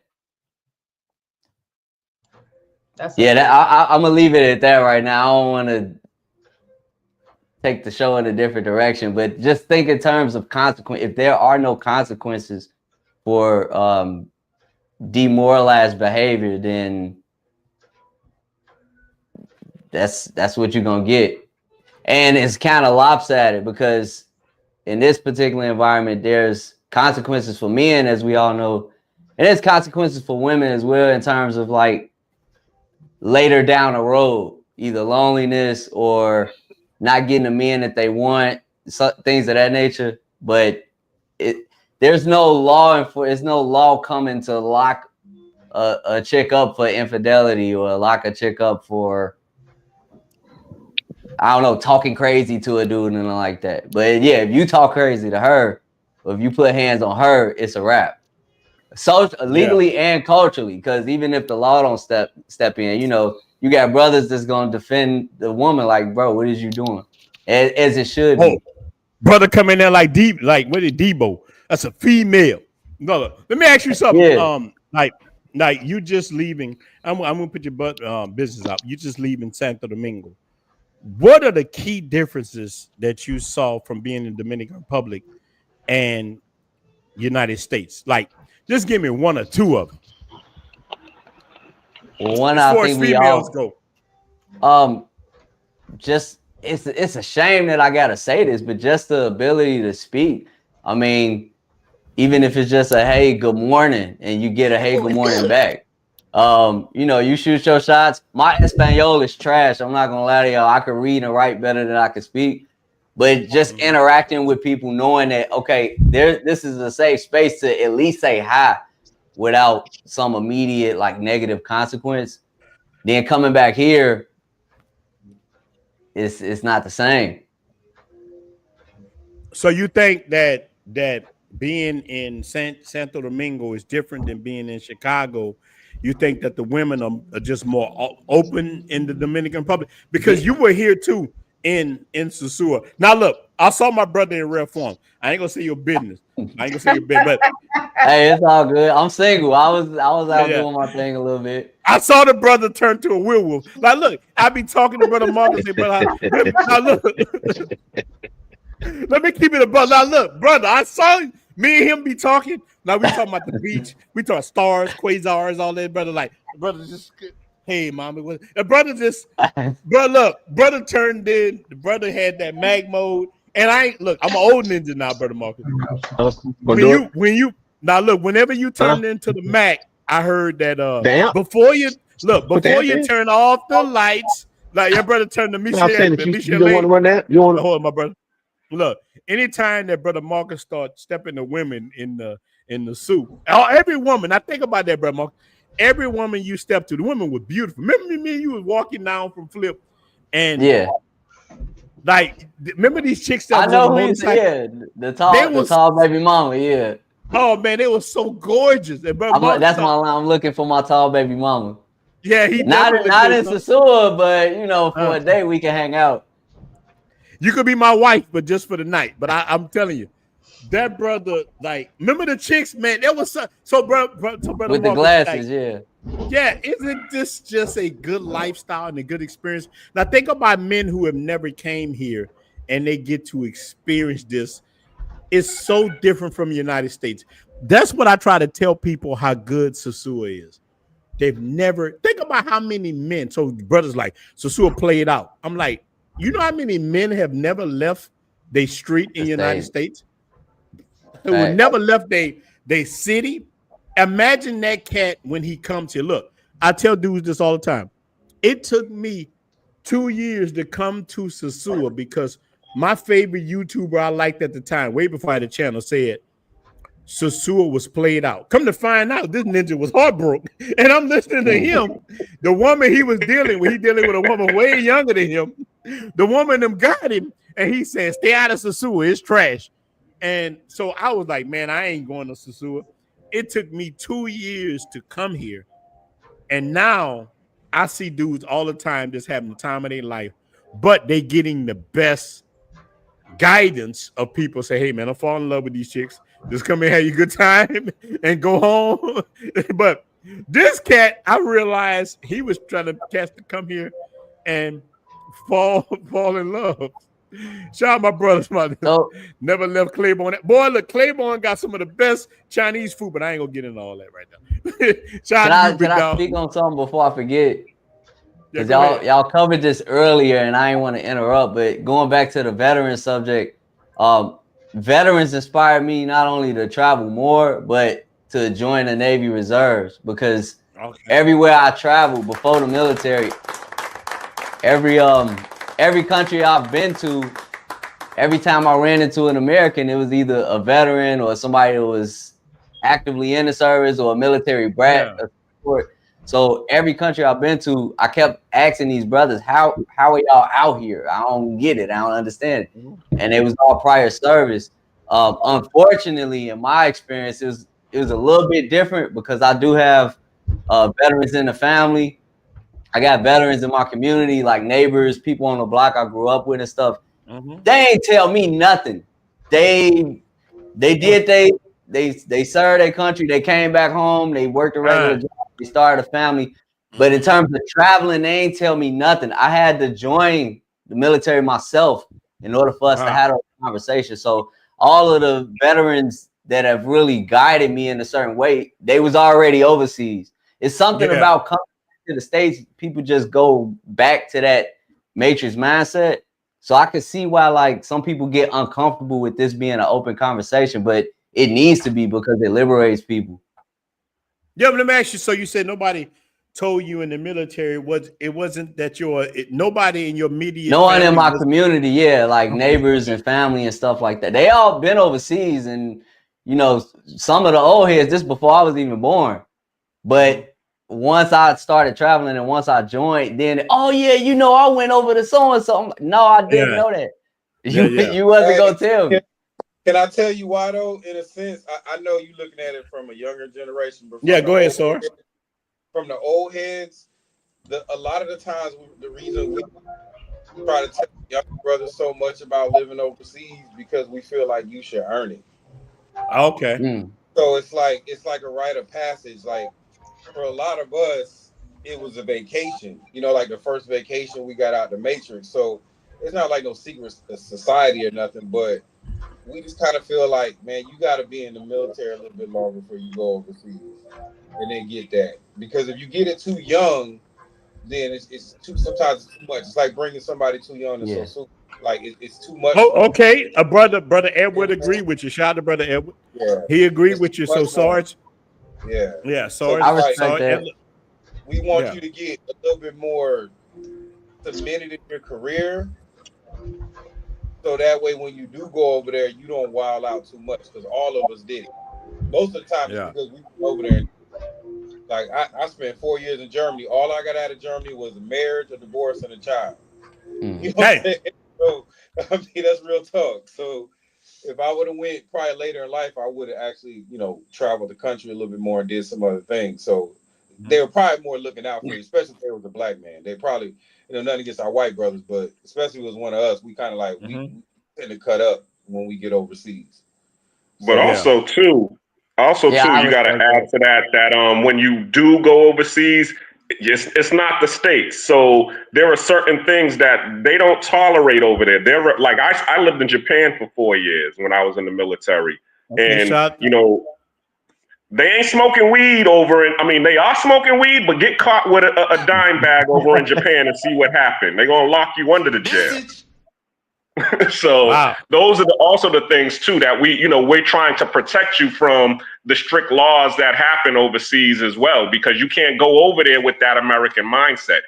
Even here in Panama, weed is still illegal in Panama. Like, and I got family members that will come to me and be like, yo, because they're the wake and bake type, and they'll come and visit me, and they're like, yo, I need to get some right now, and I got to go out here and take penitentiary chances trying to get you your daily dose. You know what I'm saying? So that's why we like, yo, leave all of that back over there if you're gonna be coming over there with that.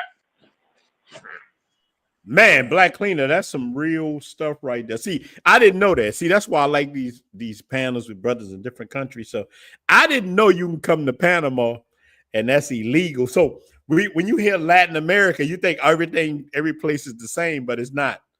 That is something. Look, what else do a person need to, especially me, because I'm about to come to Panama.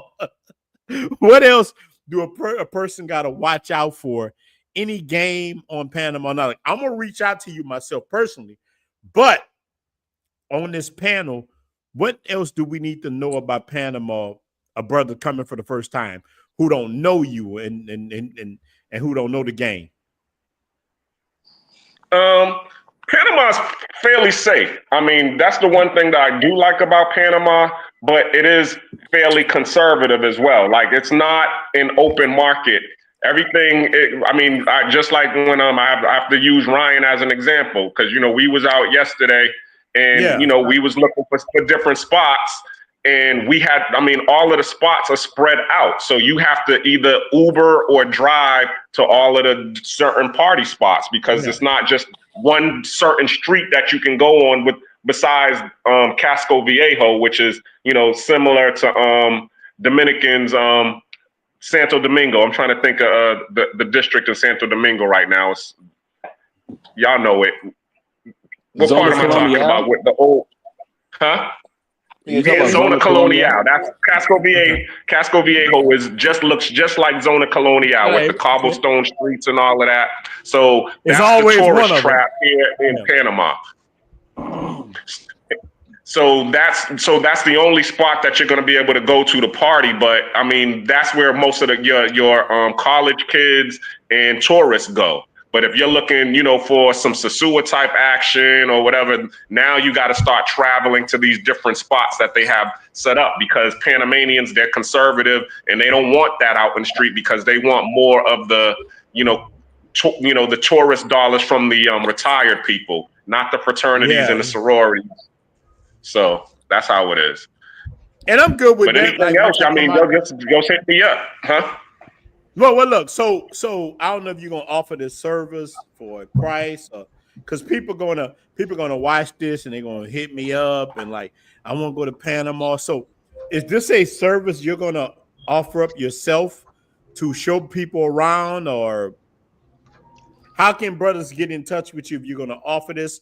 But I don't want to speak for you, because I don't want brothers, because every day somebody reach out to me for somebody's number hey man, I'm over here. Can you give me such and such a number? I don't like doing it unless the person said themselves. Well, I always tell people, I mean, I'm in the Facebook group, so I mean, all of the brothers, y'all can hit me up in Cartel, Blue Book Passport Cartel group. You can hit me up on the Black Cleaner on Instagram. So and also from Black Cleaner to Black Expat, you can hit that site up. You know what I'm saying? On my YouTube page, and I'll be able to hit you up then. I don't charge. The only thing that I charge for is like what you just said. If you want me to take you by the hand and show you around or whatever, I'll charge you for that. But even that's cheap. You know what I'm saying? Hey, buy me a beer, buy me lunch or whatever, and we can go kick it. If you're just looking for information, just hit me up. I'll give you the information freely. You know what I'm saying? Yeah. Yeah, you do I like I do. Look, I like to build a network myself and build friends. Yeah, I'm like that too, boy. The bad thing about this YouTube, just the dark side of the YouTube game. Like we celebrating the 30,000 subscribers and all that, but boy, this is the dark side of the YouTube. Every time somebody comes to DR, they reach out. Hey, Ronan, and now look, Sarge know this, especially being in Sasu, and I'm gonna let Sarge tell you the same story I'm about to tell you. What people do living in the DR. Now, this just happened to me in Santiago Saturday. 3 brothers say, "Hey, man, I'm gonna meet you at the mall." Now, I wasn't even ready to go to the mall yet. Brothers say, "Hey, man, we'll meet you at the mall." I get to the mall in Santiago. These Dominican women latch on to these fools, and I don't see them. Ended up happening to me here in Sosua, Santo Domingo. Brothers like, "Ronan, this is my first time coming. I'm gonna meet you in the suit." Look, let me tell you how fast Roombas and all that work. I done had cats told me, "Hey, bro, I'm in Roombas right now." I'm like, all right, I'm on my way. It's gonna take me 15 minutes to get to Roomba. Because I live far out. Never show up. Sarge, I get the Roombas and text them back, "Hey, man, I'm here at Roombas." "Oh, man, I'm gone. Sunshine got me." One of these chicks them grabbed them, and I don't see these cats for 7 days. Yes, listen. Well, Sarge, now look, Sarge, you know that. Every time. Look, Avery. I will give Avery. Look, Marcus. I saw Marcus. I saw Avery. That's real talk. Avery was there. Avery was there with the chica he was with. I will give Avery that he was there. But most of the men, I'm gonna say 97% of these ninjas don't show up. So brothers always say, "Man, you gonna show up?" And bruh, sometimes I be like, "Man, do I need to go over there and deal with this cat?"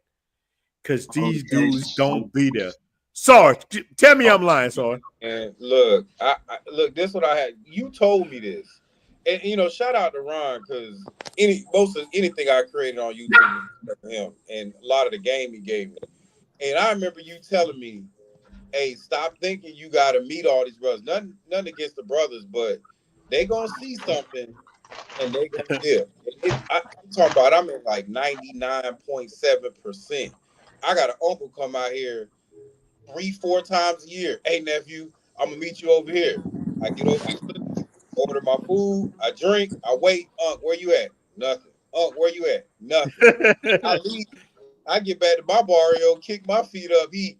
"Hey, I just made it to Roombas, nephew." Yeah, I'm here. You know what I'm saying? Like, boy, they worse than Dominican time out here, these brothers, man. Yeah. So I'd have had a brother, I got the Roomba, sat with him. The first thing he seen walk by him, he's like, "All right, P, I'll holler at you, Sarge." And I ain't see that brother the rest of the trip. It happens, especially in social media. They gone. They gone. Because you know how women will grab you here. Look, I'm telling you something. I've had so many women get mad with me because I'm not even interested. I'm just trying to get some Pepto-Bismol because I ate something and my stomach messed up. And she see me in front of the Plagero, and I'm like, "Hey, I'm just trying to get." "What, are you gay?" "No, I just want some stomach medicine." It's such a difference from United States where these dudes juggling for women, and you don't have to do that here. And look, I can't speak. Like, one thing I got to do to my brother and like Misha They're on the East Coast. So I gotta one thing I gotta stop doing. I always put what I deal with as a Southern brother, but Maisha and her husband, and then we got Avery from Seattle. Like, and look, I know Black Cleaner from over there too, and Sarge from Cali. See, this is real. Marcus Dill from Chicago. We covering the whole United States. So what, like East Coast people, Maisha, them, like, is it really that bad over there? Like I know y'all in y'all in a perfect relationship. Most people say y'all got a perfect relationship. Is it that bad over there, or I'm gonna let y'all speak on that because it looked like y'all in a perfect relationship. Yeah, outside. I'll let him speak since he just got on here. Okay. No, I mean, what's perfect? You know what I'm saying? No, well, perfect is like this. Where you got a woman who riding with you. I mean like every I is dotted. Every No, I know what T you is mean. I know what you mean. I but mean, you I'm gotta doing put better. a I'm whole doing better than most. Yeah, that's for You know what I damn mean, sure. I'm doing Like, better than what I've been in before. okay. You know what I'm saying? But see, the thing is, you know what I mean? Like, I didn't look for it. This shit just came. I ain't gonna lie. You know what I mean? I ain't gonna front. Yeah. You know what I'm saying? When That's we look real. for something, we don't like you. Sometimes you plan. Like everybody talking about you want to plan, but sometimes you plan to fail. Yeah, that's real. You know what I That's mean? real So talk. sometimes your best energy, the best life is just living your life and just, you know what I mean? Like, we grown. We know what's right from wrong. We know funny style people. We know who to stay away from. The only thing that messes us up sometimes is like we like to try to figure them out. Like, yo, we could change them. So the thing is, what I'm meaning to say is, me and her, we just connected. You know what I'm saying? And then there were certain things that she liked to do, certain things I like to do, and we just like it together. You know what I mean? There's certain things that I do that she don't agree with, but it ain't nothing to give up on. See, the thing is, people give up too much easily now. They give up too much. Yeah. You understand what I'm saying? That's real talk. You know what I'm saying? They give up too much. You know what I mean? And by me being older, I got a little bit more patience. If it ain't something that turns me off really fast. Nowadays, people get turned off really quick. Yeah. So the thing is, she like to go out. I like to go out. Mm-hmm. Instead of me going out hanging around with a whole bunch of dudes, you know, sometimes if you have homegirls in your crew, your homegirls is more solid than some of the dudes. Yeah, because the dude's real thirsty. At least by my. No, even just like they got egos. You know what I mean? Yeah. They don't want. You know what I'm saying? Like, everybody don't want to play a position, but she play her position and I play my position, and we rock That's real out. talk. That's good. So look, let me ask you something. As like, I'm an older cat now, dude. Tomorrow my birthday. I'm going to be 48. I'm gonna be 48 years old. I can't believe this, bro. I'm knocking on 50. Brother about to be 48 years old. Happy early born day. Happy early bro. born day. Look, brother. I mean, I appreciate that, man. And I appreciate all you brothers that definitely cash app me and all that. Appreciate it. So look, as a man, a I don't know how old you are, but I know you're a real cat. I'm 48, about to be 49. All right, well, so we the same age, real cat.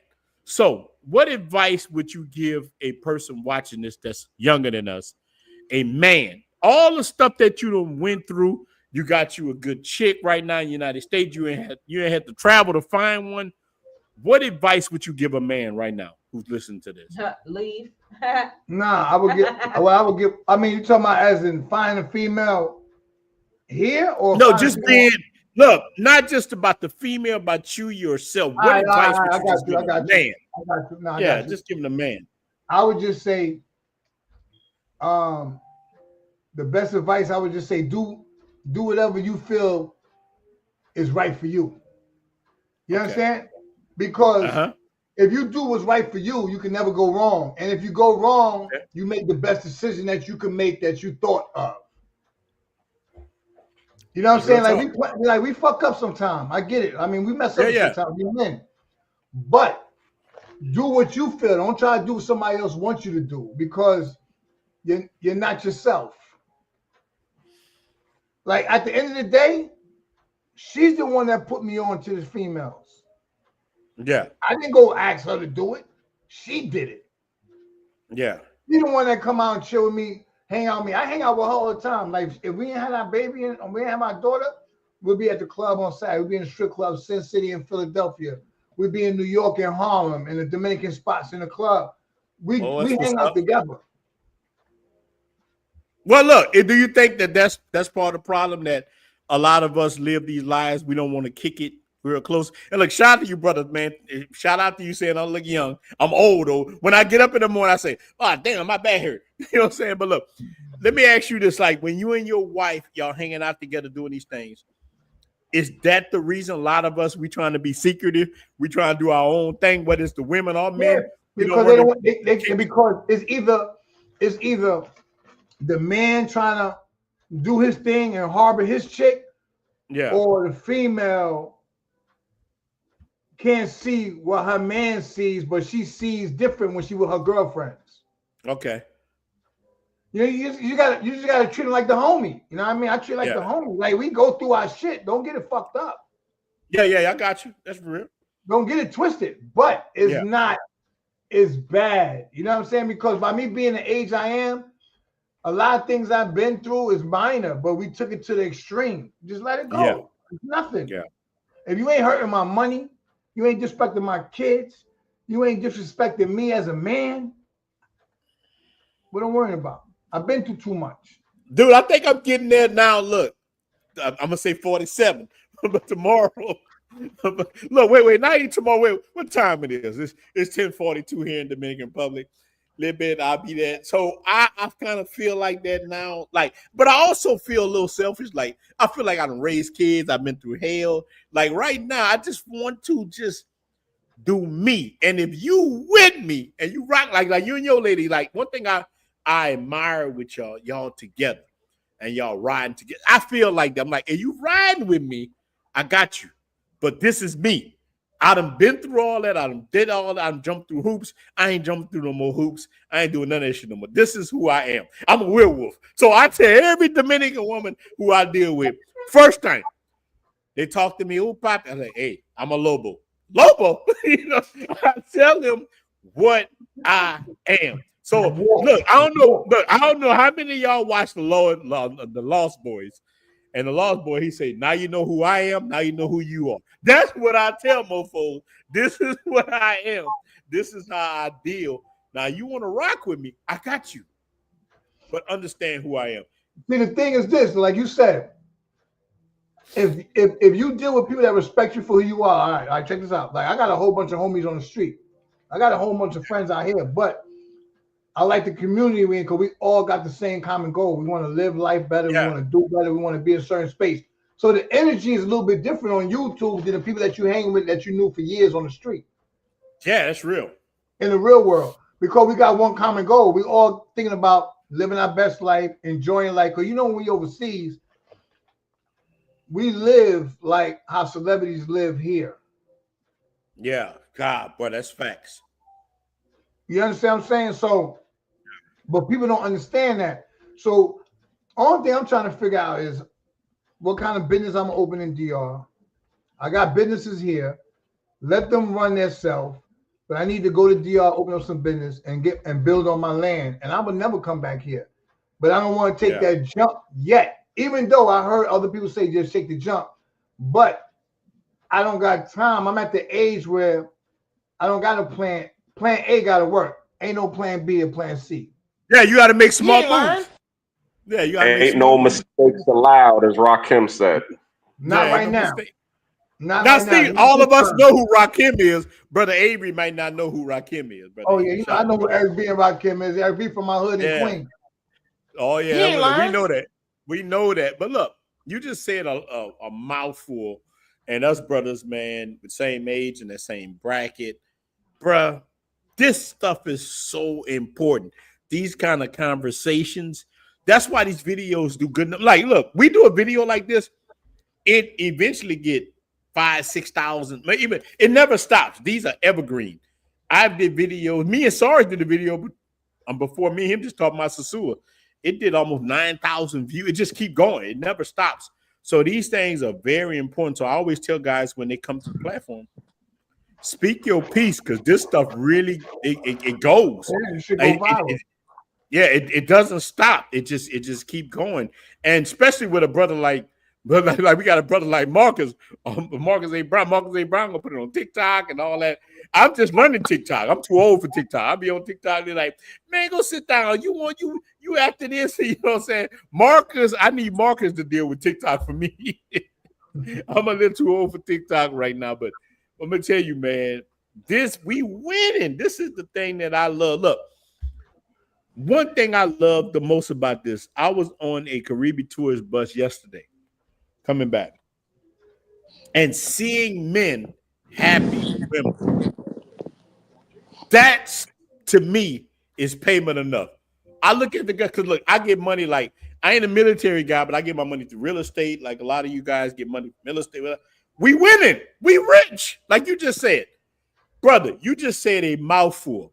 Absolutely. We are rich. Like we rich. You know what they call me over here in my neighborhood?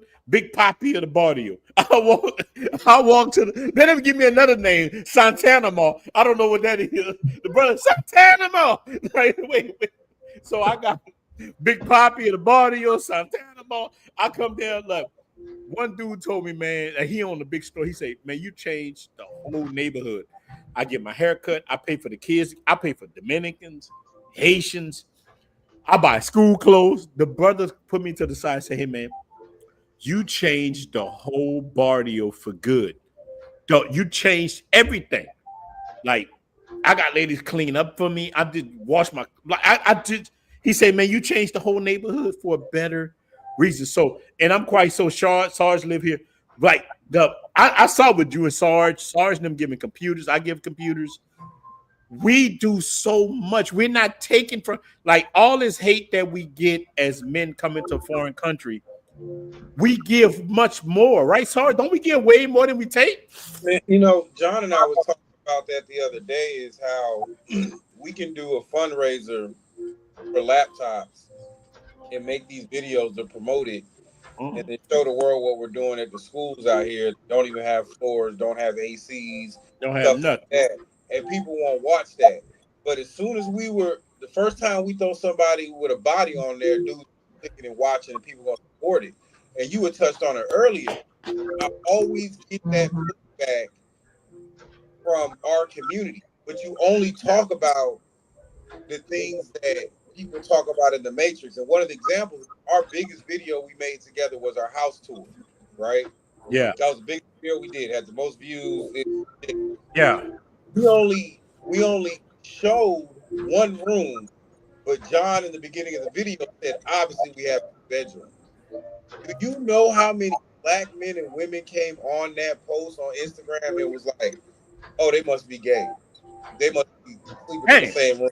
Or the joke he had with the Trump hat, that they were saying, oh, you must be a coon because you holding the Trump, you touching the Trump hat. And I'm like, I served the country for 20 years.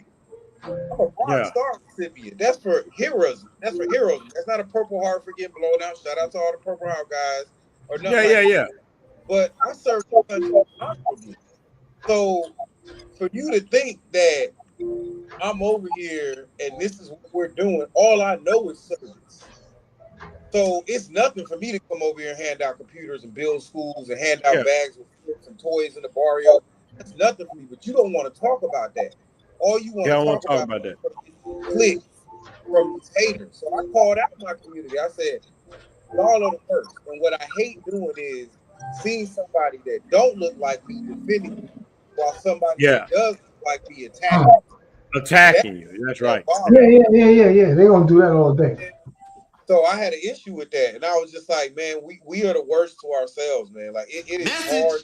It's hard to watch, man. We are the worst to ourselves. Like, what else do we have to do to show that we're good citizens and we got out the Matrix to show the world with YouTube and all the social media? And my community still got something to say like that. For this whole social media thing, that's the one thing that bothers me the most. Yeah, I think you're right, man, because like even me myself, look, in my I don't even show all the good. Like I tell you, my old lady is a principal, bro. I bought so many computers and dude, Haitian, like I had a love, like when she brought me to the school, Dominican kids were poor too, but I saw the Haitian kids, they were doing very bad. And I just took it to myself. They were doing very bad. And I was like, I looked at those black kids, man. I'm like, man, those are my brothers. I'm like, I don't care. I'm going to sponsor. Give me 20 of them. I want, and I just took that on my shoulder. She's like, you sure you want? It ain't really a lot of money, but I say, look, give me those kids. And those kids, bro, I'm so close to them. You don't know how close I am to those boys. And like, not even now, I got like 40 kids because it's me. It's just me as a person. I don't beat on the drum. Hey, I'm sponsoring 40 kids. It's just me because I'm a parent. I have sons and daughters. I have kids. I take care of all my kids. That's what you're supposed to do, your mother. You know what I'm saying? I take care of all my kids and other kids. That's just me. I want to see people win. That's just me.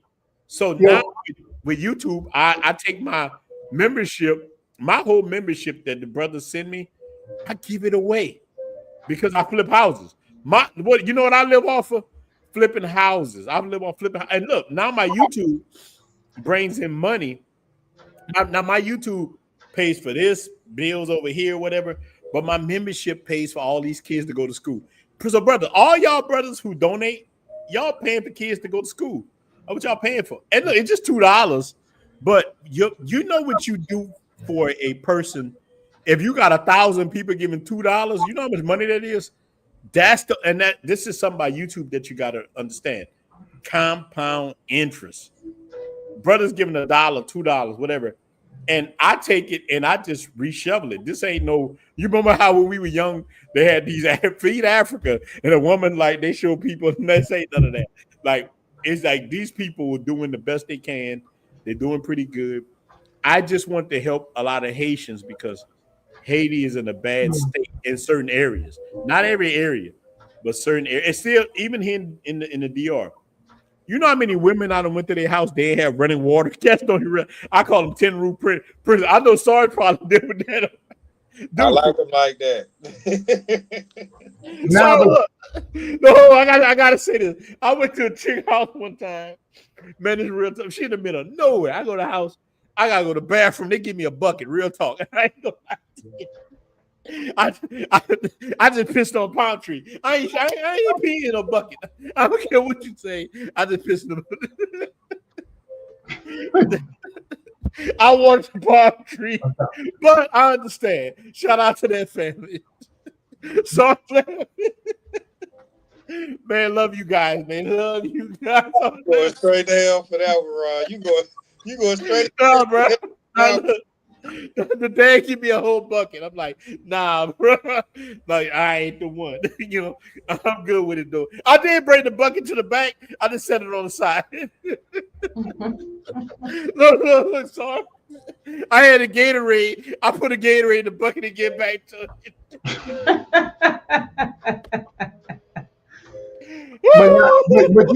but you're right, Ronan, though. That's what it's about. Because it's like even we had our child, like we have our daughter, and while us being fortunate in the States, a lot of people did a lot for us for like the baby shower and all that. Yeah. So we got a lot of good things. Now, when my daughter don't need it, I send that to DR.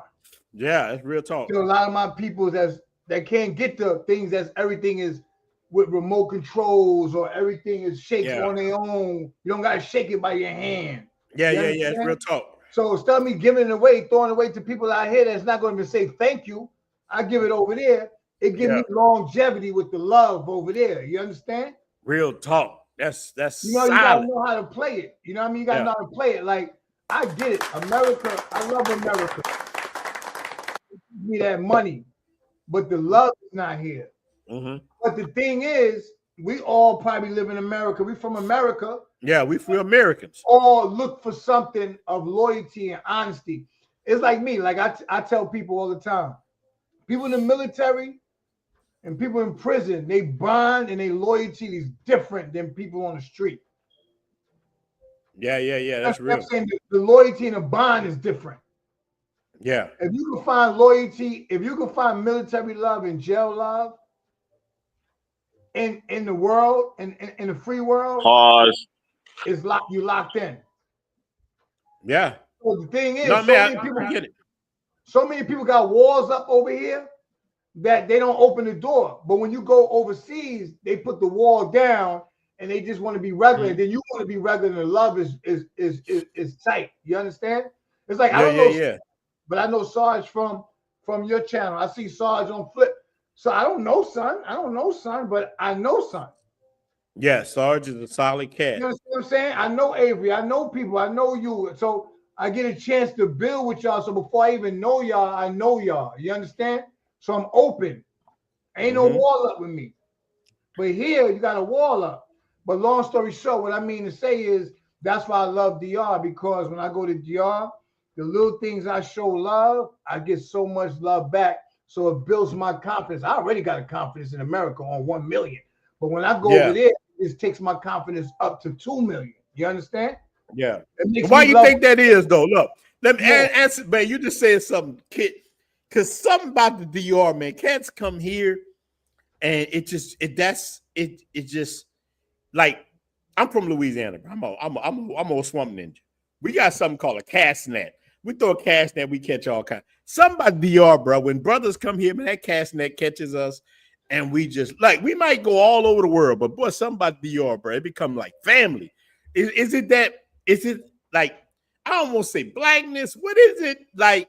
Like we were talking about this earlier. Why do you think we get stuck in that DR net? I love DR.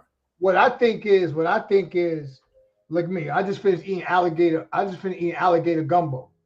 Oh damn, but you're real, brother, real one, man. You know Shout what I out mean? to you. I got family in Louisiana, Baton Rouge. Okay, I got family down there. Shout out to Baton Rouge, New Orleans, all that. Shout out to the brothers. Yeah. But what I mean by that, what I'm saying is, like, here back in the days when I grew up and I lived in the South, it was different. It was a commodity, it was an energy, it was love. Now you don't see that as much. When you go to DR, that love is still there, even though it's their culture. But we used to have that kind of culture. Man, that's real. We lost it. So when we get back to that culture, even though they're not Americans, we respect the culture. We understand the loyalty and the love and the energy. You understand? We respect that. So we just want that back. It's just that the Westernized, they took that from us. Yeah. So you think that's what it is, that we just want? So you think that we're missing a part of ourselves when we go? So look, even in DR or Colombia, I heard the same guys had the same feeling, and Black Cleaner can even touch on this from Panama, because Panama is a real like black place. Like from what I'm hearing, it's the same thing. So I see a lot of African Americans leave, or Black Americans, FBA, what do you want to call yourself, leaving the States, and they're going to DR, Colombia, they're going to Brazil, they're going to Panama. And I'm seeing lately a lot of cats going to Panama. So do you think that's it, is we're searching for that family that we lost, that family vibe? You just said something real, man. I mean, I believe it, because I come from the bottom. Yeah. So I know what I miss. So if I miss it, I know brothers miss it too. I know they do. They probably not open with themselves enough to explain it and verbally explain it. But it's only certain people like yourselves. It's like, it might be a lot of us on here, but we still a little bit of a percent of the world. Yeah, we small. They caught up in the matrix. They caught up out here shooting each other. They caught about doing everything. They thinking that that's love, because they miss love. So they go into the neighborhoods, and the neighborhoods hanging out with the blickies, and the blickies with the switches. That's their love. Yeah, a brother said you ain't lying. You're saying the same thing. And look, that's what happened to me too. And I'm quite sure I'll let any brother get the floor after this. That's what I felt too when I came to Santo Domingo the first time. Like, I'm gonna tell you something, man. I always hear people like, you hear everybody in the travel community talking about brothers about to cry when they left. Bro, when I went to Santo Domingo the first time, Santo Domingo was the realest place I have ever been to. Like I went there and I was freaking out, because I see people look like us. I thought they were Black Americans, but they were Dominican. I'm like, what the hell? But I felt so at home. Like you said, I felt a lot of love. Look, the first men I met, whether they worked at the Airbnb, they were like, hey, my brother, how you doing? And they talked to me. hey, bro, don't go over here. Like we do with people that are, hey, man, you want to be safe, go over here. These dudes tried to help me so much. Hey, man, this is my family. And I was like, you know what? I'm at home. I remember, look, I was in Santo Domingo Este at a place, and I could see the ocean, and I remember feeling like I was home. Just something I heard. Shout out to Austin Holloman. Austin Holloman said something. I heard somebody sent me a video. He was in Kenya, and he said Kenya was the place. He felt it in Brazil, but when he got to Kenya, he felt it. That's how I felt in like Santo Domingo first. I landed in Santo Domingo Este, not really the whole thing. And I tell people Piantini, all these Piantini and stuff like America and all that. But when I was in Santo Domingo Este, and I'm looking at the water from where I was at, I'm looking at all the people. I felt home. It was like being in Africa without being in Africa. It was like being in, I don't know if this is going to sound weird to y'all. I felt like I was in a Latin American type of Africa type vibe. Everybody was cool. And I went to the pool deck and I'm drinking, and everybody we was at so much peace. Nobody trying to rob you. Nobody trying to stun on each other. We were just brothers and sisters. And I met people from New York, New Jersey, all over the world, and we were all together. And let me tell you, I felt home. I like, this is it. I don't want to leave this place. And I don't know if other people felt this. And I felt like that too when I'm in Sosua. That's look, Santiago, Sosua, and Santo Domingo. I felt that same like vibe. Like I don't need nothing else but this. Like I'm done. That's how that.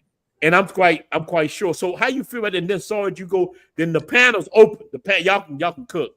I'll be quick. So the other thing, just to touch on what y'all are talking about, that I love about Sosua is here you just a gringo.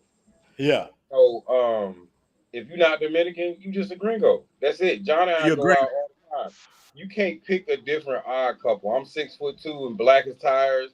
You know, he 5'8", 5'9", you know, with all the tattoos. Nah, sorry, man. I think sorry about 6'6". Nah, so I think you're about 6'6", man. But I'm just touching 6 foot. I'm just when I seen Sarge, you was kind of tall when I met you, bro. Yeah, sorry, probably taller than that. But that's what I love about it too is when we all out, and it's brothers from New York and brothers from Cali and brothers from the South and all over the place. The Dominicans just look at us like a gringo. That's it. Yeah, they're gringos. Cool gringo, you could be a problem, but at the end of the day, you're just a gringo. And even in our old communities, we talk about the black community, the white community, and all that stuff. But there was a time in our country where communities actually got together and got along. It didn't matter what race you were, because everybody was trying to survive, especially brothers on the East Coast, right? Because y'all were the most diverse part of our country for the most part. And Cali is kind of like a representative of that too, but just on the West Coast. So being from Cali and having homeboys from New York and the East Coast, a lot of times we'll get along because we've been in diverse environments. And here, I feel like it's the same way. Because just like Ron said, you'll find one light as him. I deal with one about his color, but then I also deal with one as dark as me. And they have their own internal thing going on, but that ain't got shit to do with me. They got shit to do with me. Because at the end of the day, I'm a gringo. So it don't matter what y'all beefing about. I feel sorry for both sides. But at the end of the day, that ain't got nothing to do with that shit's so minute. That shit minute, right? So I think that's another thing that people in the Matrix don't understand is when you get here, you're welcome based on your character. Really based on your character is how they're going to treat you out here. This is how I know it's a problem, because every time I leave Santo Domingo, I'm in Santo Domingo Este. I've been in Sosua once, and I had a ball. I ain't gonna front. We had a ball, right? We had a ball. Yeah. We had a ball. Me and her, Roomba, we go in the village. We having a ball party. But the thing is, when I leave DR, I'll be wanting to come back home. I'm not gonna lie. I'll be wanting to come back home because I got businesses here. Yeah. But I miss DR. I'd be really sad that I'm leaving. That's how I know that my body, my energy, my aura is telling me this is where I need to be. Yeah. My throat gets tight when I'm on my way to the airport. Yeah. Well, why y'all think people hate? Why people hate on DR so much? DR is awesome. I mean, they probably. I mean, but you know, you're gonna have individuals like that. You can't make everybody think like the panel. Yeah, but they're doing it out of spite. Like, look, people hate Dominican, not just DR. DR and Colombia is saving lives, and they want us. Look, they want us to have to deal with this. No disrespect to women in the United States, but let me show y'all. This is what they want us to deal with. No.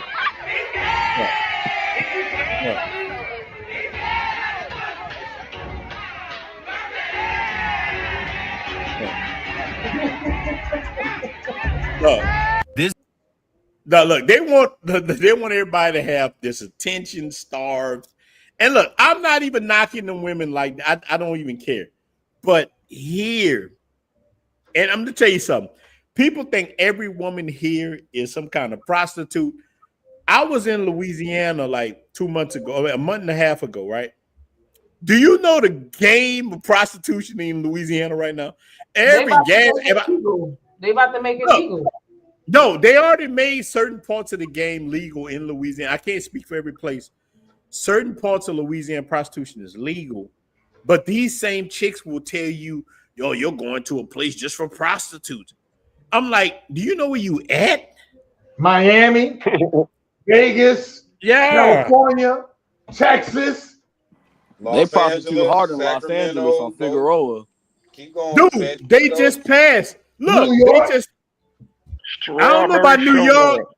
I can't say about all the places, but in New Orleans, they passed things. Look, at first, a prostitute, if she got robbed, right, she couldn't do nothing. So they passed the law. If something happens, she won't be arrested. But look, I was in Baton Rouge. I used to work at this same truck stop called Love's. I stopped at Love's truck stop, and these cats was selling cooch like they selling fish sticks. They selling McNugget love. What about the bunny ranch? Ronan, they call those lot lizards. They're called lot lizards. What about the bunny ranch? What about the bunny ranch? Bruh, I'm like, yeah. Oh, that's where they caught Lamar Odom on drugs in the bunny ranch. Yeah, dude, baby. I used to watch that bunny ranch, especially at Air Force Amy. I'm like, Air Force Amy. Yeah, that was late at night on HBO back in the day. But I remember, man, they was charging like thousands. I was like, ain't no way. Y'all laughing. All y'all know Air Force Amy. No, Sarge, you laughing too hard. You know Air Force Amy. Oh, I know Air Force Amy. I watched it on TV on Bunny Ranch show. Yeah, I watched that Bunny Ranch. Oh, so yeah, look. it was called Cat House, Ron. It was called Cat House. Wait. Avery, you too damn young to know about the Air Force Amy. Nah, man, me and my brother. That's why I stood quiet, because I don't even know what y'all talking about. Yeah, see, but Avery know. So how I know about Cat House, man? I was like 10. My brother's like 3 years older than me. So my mom used to go to sleep like 12 o'clock, man. We used to turn on that Cat House. Look, sorry, that brother said he was 10. No, come on, bro. Brother said he was 10. Brother Marcus. Avery had that good cable. Wait, hold on. Yeah, brother Avery had brother Marcus. This is when cable was like through the wall. Like no DVRs, none of that. Wait, hold on. I gotta ask brother Mark. Brother Mark's a little younger too. He ain't that young, but but look, brother Mark, you know about the Air Force Amy? No, that's one thing. I'm just listening. I don't know nothing about that. But I give you a shout. So shout out to Shy Town. So brother Marcus, man. So you're from the Shy, bro. Why everybody hating on brothers coming to DR? Now you about to be in Colombia, and you've been in Colombia. Those two places get the most hate. I think way back in the day, Brazil got the hate. Ebony had an article, bro, when I was a little bit younger. Ebony had and they said black men traveling to, Ebony had an article to my black men traveling to Brazil, and they talking about prostitution. Yeah. It was a gay guy did that too. A gay HIV. They were talking about HIV, all the different things. So now it seems that Brazil don't get as much heat. Brazil get heat. They don't get as much heat as Colombia and Brazil. And I mean, they don't get as much heat as the DR and Colombia. They change places. 1 week is the Colombia, the next week is DR. So what do you think about that? I think you already answered the question. It's not these places getting the hate, it's the brothers. People hate black men traveling. So we can go to Europe, they'll be hating on Europe. We can go to Asia, they'll be hating on Asia. We can go back to Africa, they'll be talking crazy about us in Africa. It's not these countries, it's us. It's a reflection of how this particular culture views black men exercising their options. Yeah. Well, look. How do they view us? Are we supposed to be lapdog? We supposed to be stepdad? We supposed to stay here and stimulate the economy. Simping runs the economy in the States. We supposed to be everything the Willie Lynch laws made us to be. That's what they want. Facts, bro. Thank you. Yeah, like that's all it is. That's it. Because once you start being a black man and you start doing things, then even the black woman hate. Like this is what I say. I'm not gonna say all women. Yeah. But the number one woman, the number one enemy in a black man's war is a black woman. Yeah. Now I'm not saying all. Yeah, no, I agree with that. Because once you start succeeding and you start doing good and you feeling better about yourself and you get that ego and you get that strength, they hate you. But let me ask you this: like, you're dealing with a woman who's a Latina, she's Puerto Rican, but in some places they'll be looking at her different than other places. By me and me being in Latin America, we all the same. But to other people, how do black women feel with you being with her? Like, because she's attractive. Now, look, if you were with a Big Shirley, she had a mohawk, and she bigger than you, she can lift you up. Yeah. Nobody gonna say nothing. But because you with an attractive woman, she's younger than you, and how do you feel that people react to that? I mean, they talk heavy all the time. See, I own a gym, right? I own a gym. Okay. Shout out to your gym. Yeah, thanks. I own a gym.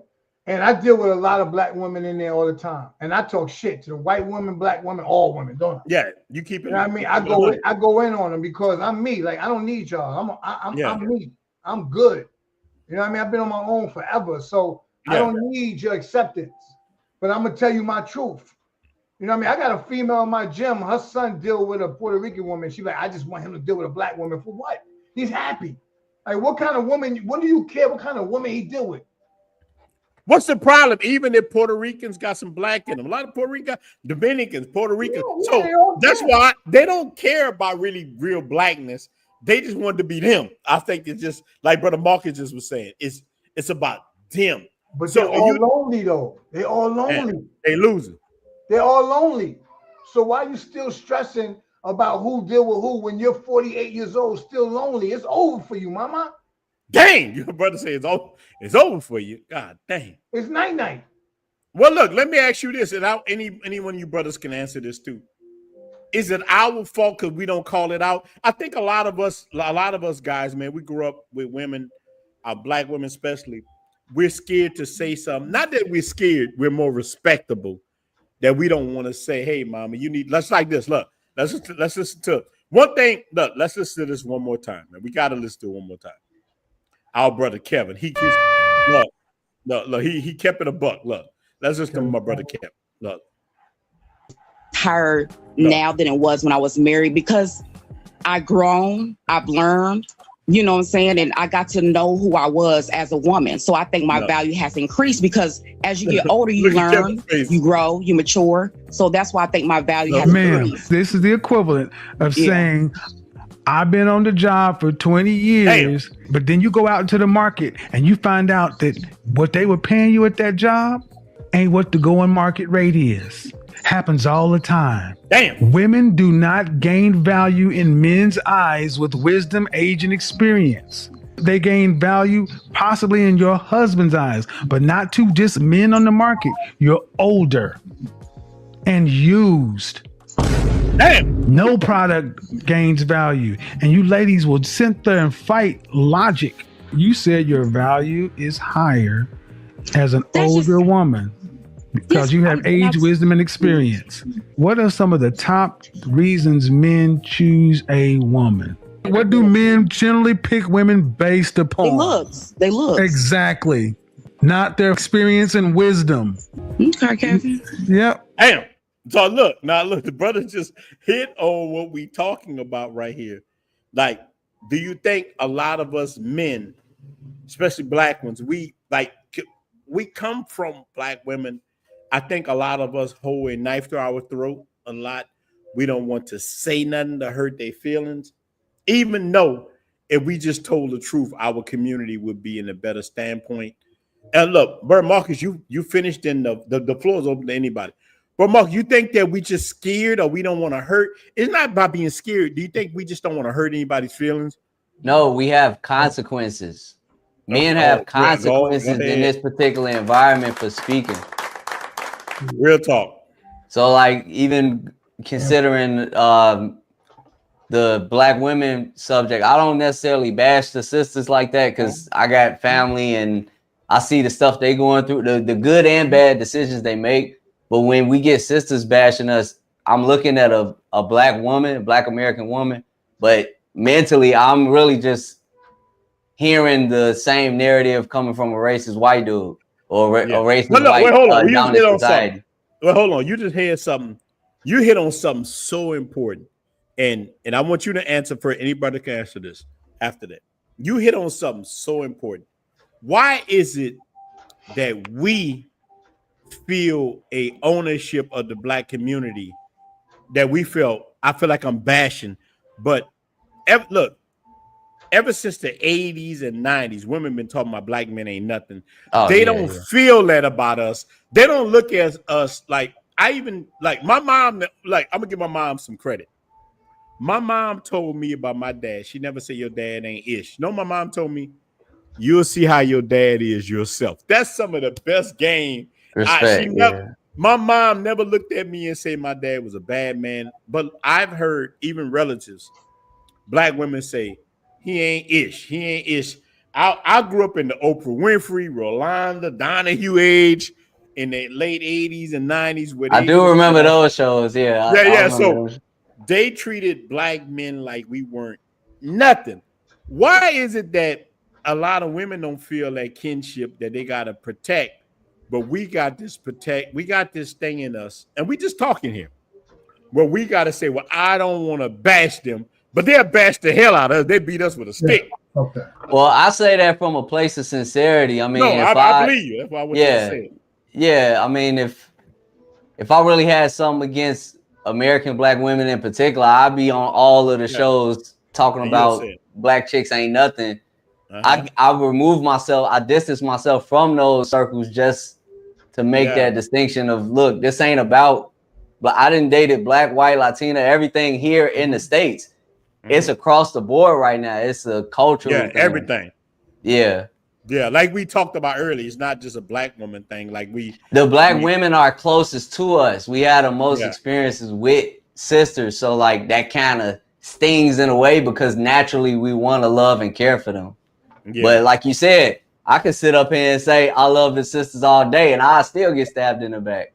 They still would destroy all it takes is one chick to disagree with something I said, not even attacking an individual, but an idea. Like, if I say something that people don't like, they want me to suffer consequences. All of us.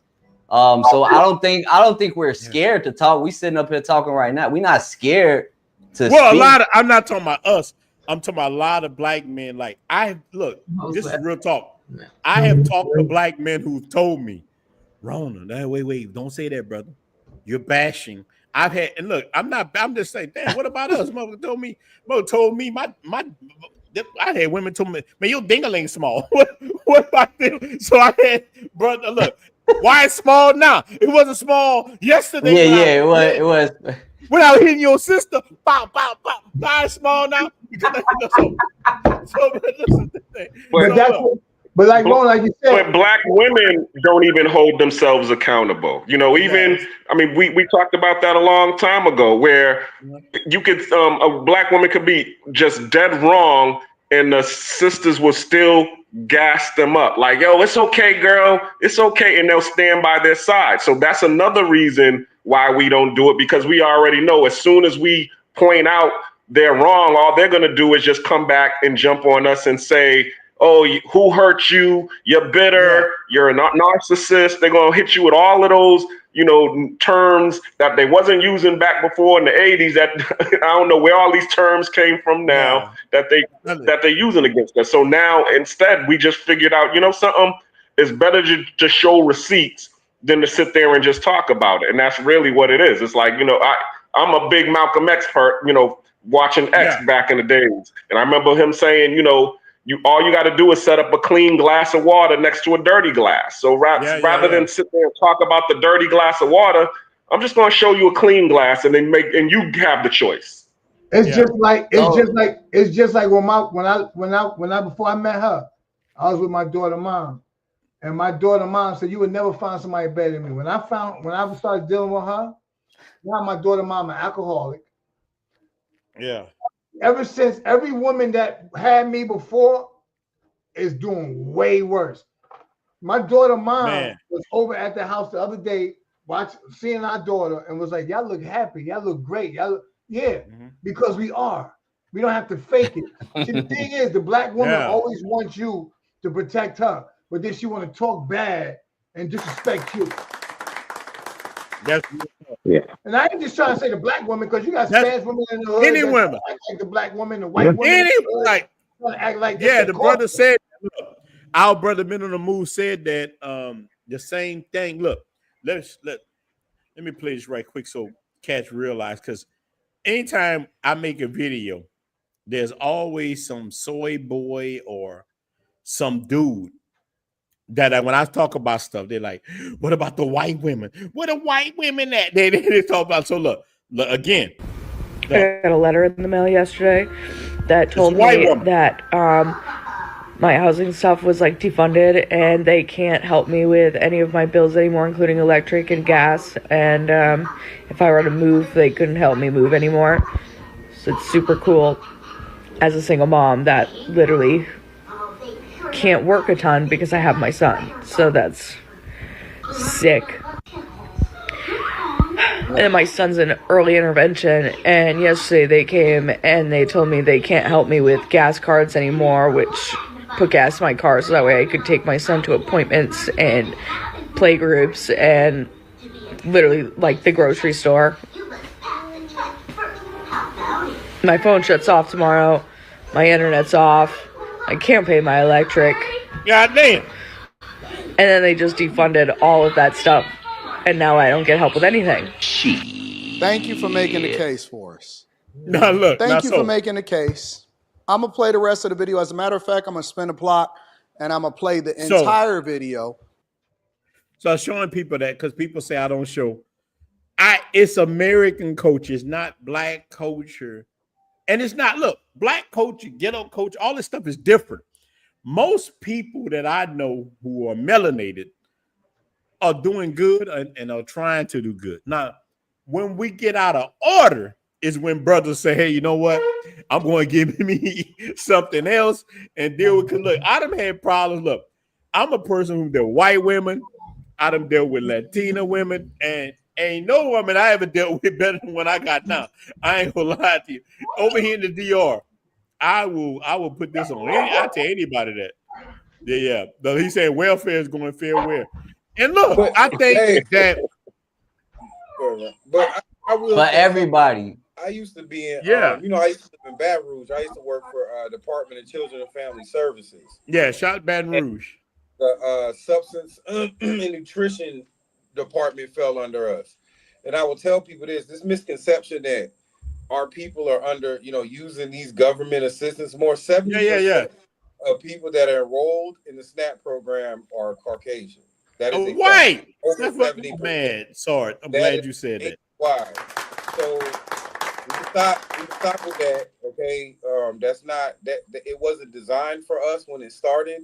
It didn't propel our culture in any way when it was rolling. The reason they implemented it to us in the first place is so that our women would be dependent on the government. That's a fact. That was the government. Man versus the state. That's just a fact. That was an attack on our people. Sorry, that's some. Yeah, that's just real. The welfare system. That's real talk. Started using it was during the drug epidemic when they when all that was happening, and that was to destroy our community, because what they were exactly using diseases with everything they were trying to do to our community, it wasn't working. They were trying, but it wasn't working. And the only way you can obviously break up a family is take away the male. You cut off the head. And that's how they cut off the head. And that's what that, like I said, 70, it's over 70. You can look it up, but I know it's over 70%. It's real talk. Of families that are on substance assistance do not look like us. Yeah. There's more white people on welfare than blacks. Yeah. Yeah, like look. Let me get my brother. Wait, let me get my brother his thing. He said, hey, that white girl starving. Yeah, that brother's starving. I got a theory on that. I got a theory that Black Americans are the canary in the coal mine for American society, American culture in general. So even though you may have like these negative stereotypes and people saying, you know, Black people are like this or they depend on that, the very things that we're mocked and made fun about, that's just an early warning symptom of what the dominant society will go through eventually anyway. So that's what the clip you just played, that's all that is. I mean, like 10 or 15 years ago, they would have been saying that's only Black women that's dealing with that type of situation. But now it's everybody. And the same with the guys. Every ethnicity of American men, and I'm not just bashing America, but like Western societies, they all getting put on child support. They all going through no-fault divorces. It's not just Black men. So the whole man versus the state conundrum is across the board right now. And well, look, Marcus, look, you're right. Let me tell you why. And everything you're saying is hidden. And I want to, because you said it, I want us to remember this. Now you can continue after this. The reason why my channel now has 30,000 subscribers, my biggest market, we had a view. I showed y'all last week. My biggest market now is the US and India. I met up with Indian dudes here. India, like my second biggest market now is Indians. I don't know what happened. I don't know why they see me as one of them, but they start pushing my channel in India. And so the Indian, I met up with guys here, and they told me the same thing. My brother, I just like the Dominican women. And the brother like, can I clap cheeks? Can I clap cheeks? Like, yeah, brother. Brother Simba, you can clap some cheeks, brother Simba. So I have met, but the guys, like, so the Indian guys I met was telling me they was having the same problem, whether they was in the UK, India, or even here in the United States. Shout out to brothers. I'm linked up with a lot of Indian cats. So because of that, they started pushing. So we're not the only ones suffering. Yeah, a lot of white guys are suffering. So you are absolutely 100% right, and you can continue your thought. I just want to piggyback off what you were saying. We are not the only ones suffering. For some reason, we've become the face of it, but other people are definitely doing it. Look, you know why we're the face of it? People nosy, like they want to watch every. Generally speaking, we're supposed to be the so-called like undesirables, the people. Oh, nobody wants you anyway. Why y'all watching it? Why y'all so in everybody's business? Facts. And I'm still to your point, on like Big Zesty. Yeah. And the only reason we got a Big Zesty because he knows he can bash brothers traveling at our expense so that he can appeal to people that disagree with that. Yeah. The Indians are tell him to twerk. Oh no. I don't want to see him twerking.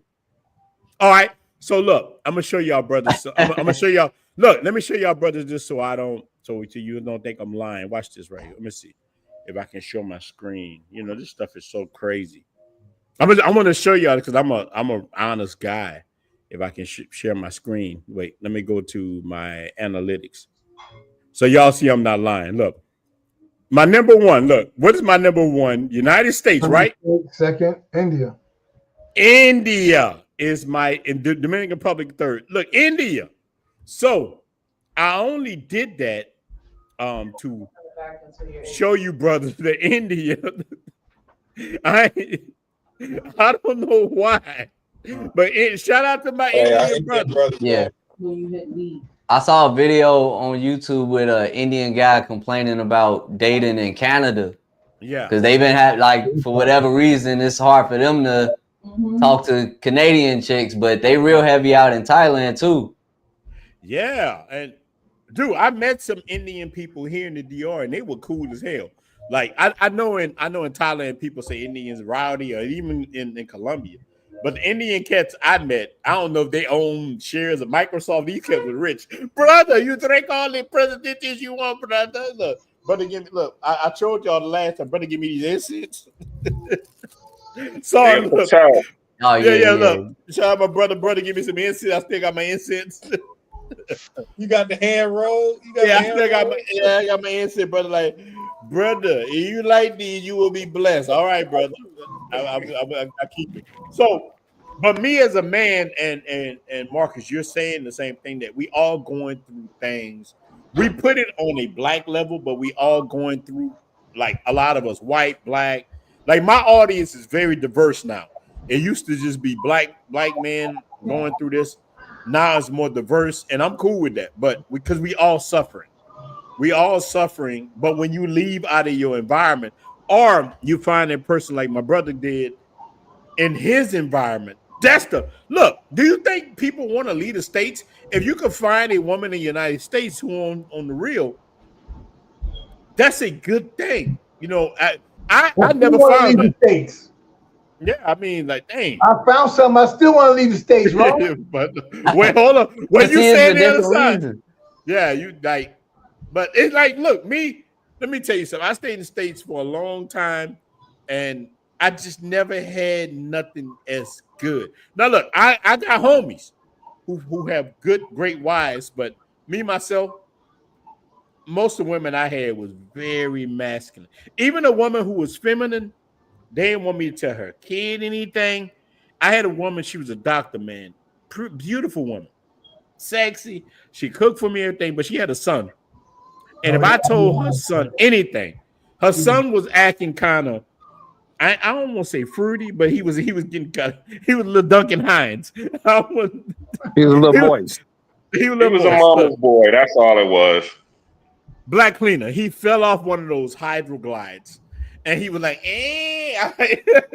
And his mama would go over there and baby him. Yep. Yeah, and I was like, man, get up. Stop acting like. You know how we grew up. Like you know, a lot of us, we grew up a different way. We couldn't act like that in the 80s and 90s. Like, we had to be men. Like, we had to be. I'm like, hey, boy, get up. Why you acting like that? And she told me one day, she's like, don't you ever tell my son nothing like. I grabbed my beer. Hey, bro, I took my beer and set it down. Like, I put my jacket on and walked off. No, I'm giving. And look, I had put that boy in kung fu. I paid for him to go play basketball. I wanted him because at the time I didn't have a son, so I was trying to come in there like stepdad and try to do that. And she told me like, Ninja, I don't need you to be stepdad. You go take care of your own kids. And I'm like, okay. I was like, I don't know if it was her or it hurt my feelings. I'm like, okay, I think it maybe hurt my feelings, and I ran off, and that was it. And from then on, I kind of been this person I am now. But Ronan, let's do a recap and see where he at now, Ronan. No, I know it. No, look, let me tell you where he at now. He wearing Daisy Dukes. Like she told me, no, the boy name is Corey. This is real talk. Look. At the time, shout out to Sarge, Baton Rouge. I was living close to LSU. He's going to LSU, and she tell me one day, she called me up. She said, my son in LSU, let's go to the game or whatever. And she begged me to come, and I went with her. And her son came, met us. He had on long eyelashes like my hands. He had long eyelashes on and Daisy Dukes and boots like Magic Johnson's son. And I looked at her. And let me tell you, I was so disappointed that I said, hey, you know what? I'm sick. I need to go back home. And I left her and her son there. I went back to my house. I had a condo down the street from there. And that was their life. And, and she didn't talk to me ever since then. She was like, you were right. Because you know what? Her son's dad lived in another state. She kept the boy away from the first day she met me. I say, let that boy be around his daddy. Why are you doing that? because now she was a doctor. Listen, this girl was a doctor. She was paid. And her ex-husband was a doctor. I'm like, let that boy be around his daddy. He don't need to be around. And I'm like, oh no, this ain't gonna work. This is not. So that's the problem I have with chicks like this. I'm going deep on it, but I had to leave her alone because of any woman who don't want their kid to be around their daddy. I don't want nothing to do with you. I'm gone. I'm out. But see, that's the problem too, I think, because like society, all right, first of all, women, black women, whatever, a lot of women over here in America, they want you to lead. They want you to lead. Then when you lead, you're not their dad. Yeah, you're not their dad. You're not their dad. You're not my dad. Even if you're giving them good advice. Yeah. But then if a European say something, they're gonna believe that European.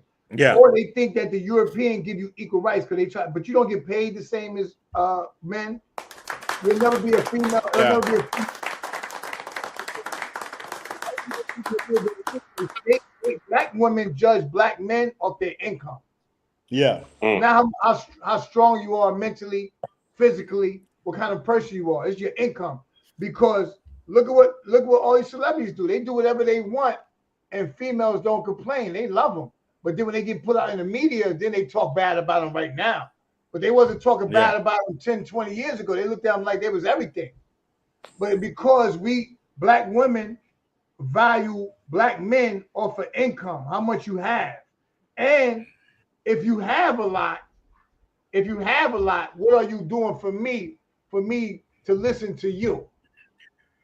Brother, you say you dropping facts. So this chick, even though I was doing financially well, she had way more than me. Let me tell you, this woman was not only was she a doctor, and look, by this time I had my real estate little empire I got now and all. But look, her father had died and left her so many properties in New Orleans East. I would say this woman was a millionaire. She had way more than I had. And because of that, I couldn't tell. Look, she was so bad. Let me tell you how much money this woman had. I would go to brunches with her for Democratic donors. She was a Democratic donor. Like, look, I'm not a Republican or a Democrat, but I'm really probably would be seen on the other side. I had went to luncheons with this woman, and she'll write a check for 20 G's. She was a chick like that. But I wouldn't let her punk me. I'm like, man, I don't care what you like. Now, look, she liked the masculinity of me, but all to it came to her son. Listen, I can look, this woman, I won't lie to you. She was feminine enough to cook. She would do things. She was sexual, all these things. But when it came to her little boy name was Corey. I never forget this. Now his name probably Carla. But let me tell you. I'm just saying. Corey selling Bucci on bourbon. Yeah, that brother was on Bucci cat.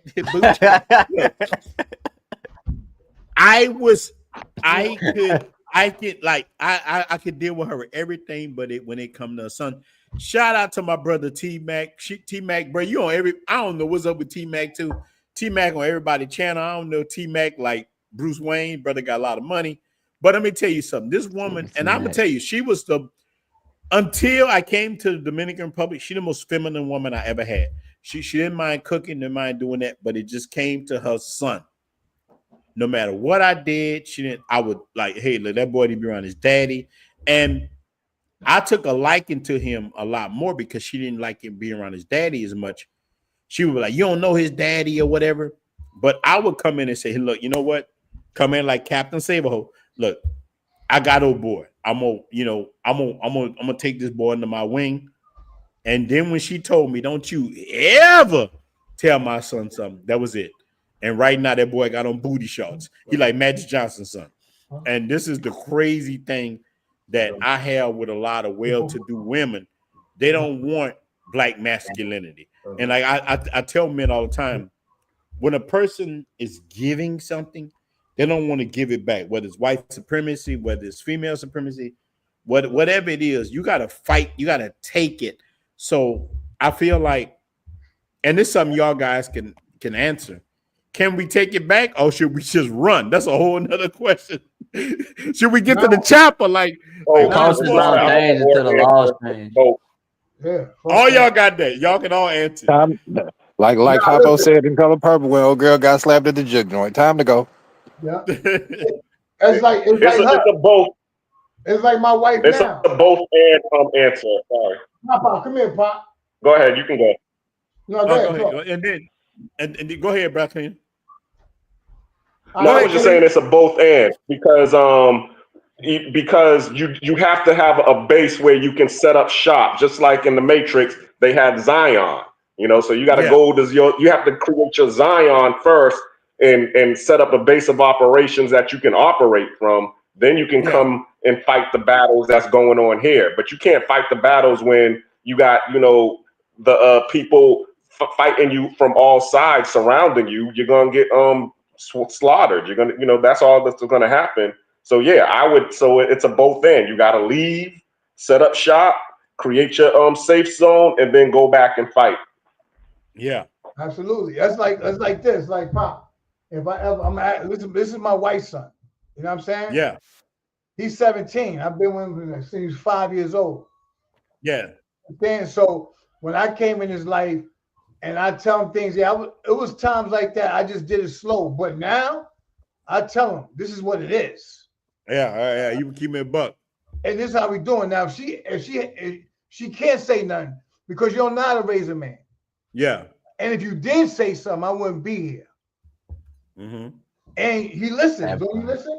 We do things together. We rock and roll and all that. I treat him just like he came from me. Yeah. Shout out. What his name? Pop. It's Pop, but his name is Jerry. Say what's up. Jerry. Shout out, Pop. Shout out, man. You on YouTube, man. A lot of people watching you, big dog. Look. Yeah, shout out to Jerry. Jerry, you got to show up the west side or something, big dog. Jerry say west side.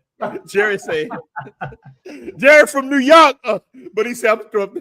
No, he's from Camden. He's from Camden. Okay. Oh, Camden. Okay, shout out, brother. Shout out, man. Shout out to Jerry, man.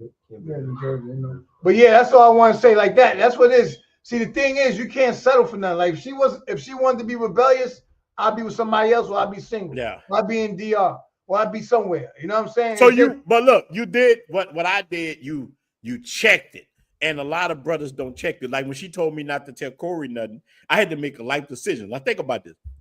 This woman had bought me a lot of stuff. This woman was paid.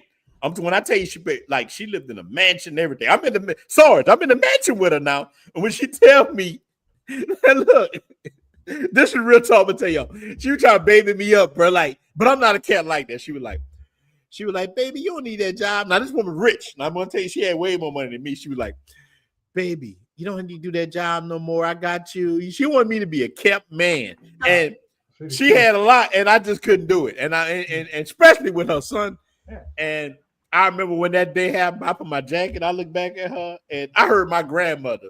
She was like, Ninja, you don't get yourself together. I heard my grandmother's voice. My grandmother was dead, and I heard my grandmother talk to me, real talk. And I went and got at the time, bro. I had an all white Camaro and then red stripe. I jumped the Camaro and rode out. I got the Camaro and left. And I've talked to her a few times after that, and she tells me, you know what, you were 100% right. She tells me this all the time. I wish I would listen to you. And you're right, because imagine if you did that and what that woman would be saying to you when y'all get into an argument. Yeah. After she makes all this bread, she tell you good, and then soon as like a male, like we do that, we don't throw it. I mean, you probably do got some men that do that. Yeah, but most of us don't do that. I wouldn't throw it in their face. But women, yeah. Oh, forget about it. They're gonna let you know this is what I done for you. You don't work, you do this, you don't do that. They'll throw it in your face, they'll break you down to the lowest denominator. Yeah. Man, you just dropped some facts that we don't do that. Like, look, and all of us on this panel have dealt with women, but we done carried them. I don't care if it's in a foreign country, United States, we done did things to help them. And I haven't had, and I'm over here in DR, I've dealt with, and I'm quite sure Sarge and all dealt with the same thing. I've dealt with many women over here, and they didn't throw that in my face when no matter, they just did. They're happy for what I do for them. Look, even my old lady here, so she got mad with me today because tomorrow's my birthday, and I told her, Look, I didn't even realize this, Sar, how I hurt her feelings because I told her, Sar, that tomorrow I'm going to go meet a couple of people on the strip. I say, hey, don't do nothing for me tomorrow. I'm not even thinking about my birthday like that. I'm saying, hey, don't worry about me tomorrow. I'm going on the strip with my boys and this, that. And I saw her acting crazy. She cooking a little extra hard. She cooking a little, and she finally said, she's like, Ronaldo, this is how you see me? I'm like, what? I'm drunk by this time. What are you talking about? I'm retained. I ain't even thinking about what she's saying. She felt like you're going to go on the strip when you can be at the house with me and I do all, why you got to go over there? Why you got to do this? And I'm like, because I'm going to see my friends. So I've learned not to put women in front of anything I'm doing because anytime, at least me, anytime I put women on a pedestal, put them above whatever I try to do, it ended bad. It ended bad for me. So now I only do what's good for me. Now, do y'all brothers had that happen to y'all brothers too? I don't know. Been there, done that. Even wrote another book about it. We'll talk about that later. But no, you gotta talk about that now. So you wrote a book about that situation about putting women first.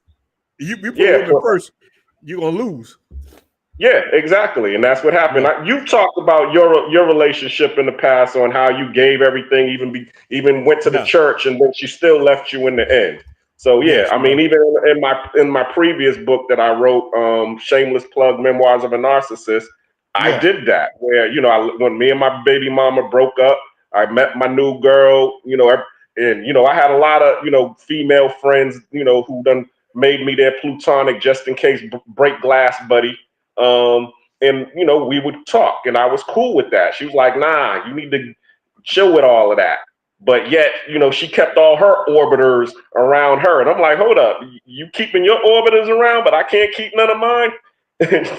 But she's all like, "Yo, if you want to be with me, then that's how it's got to be."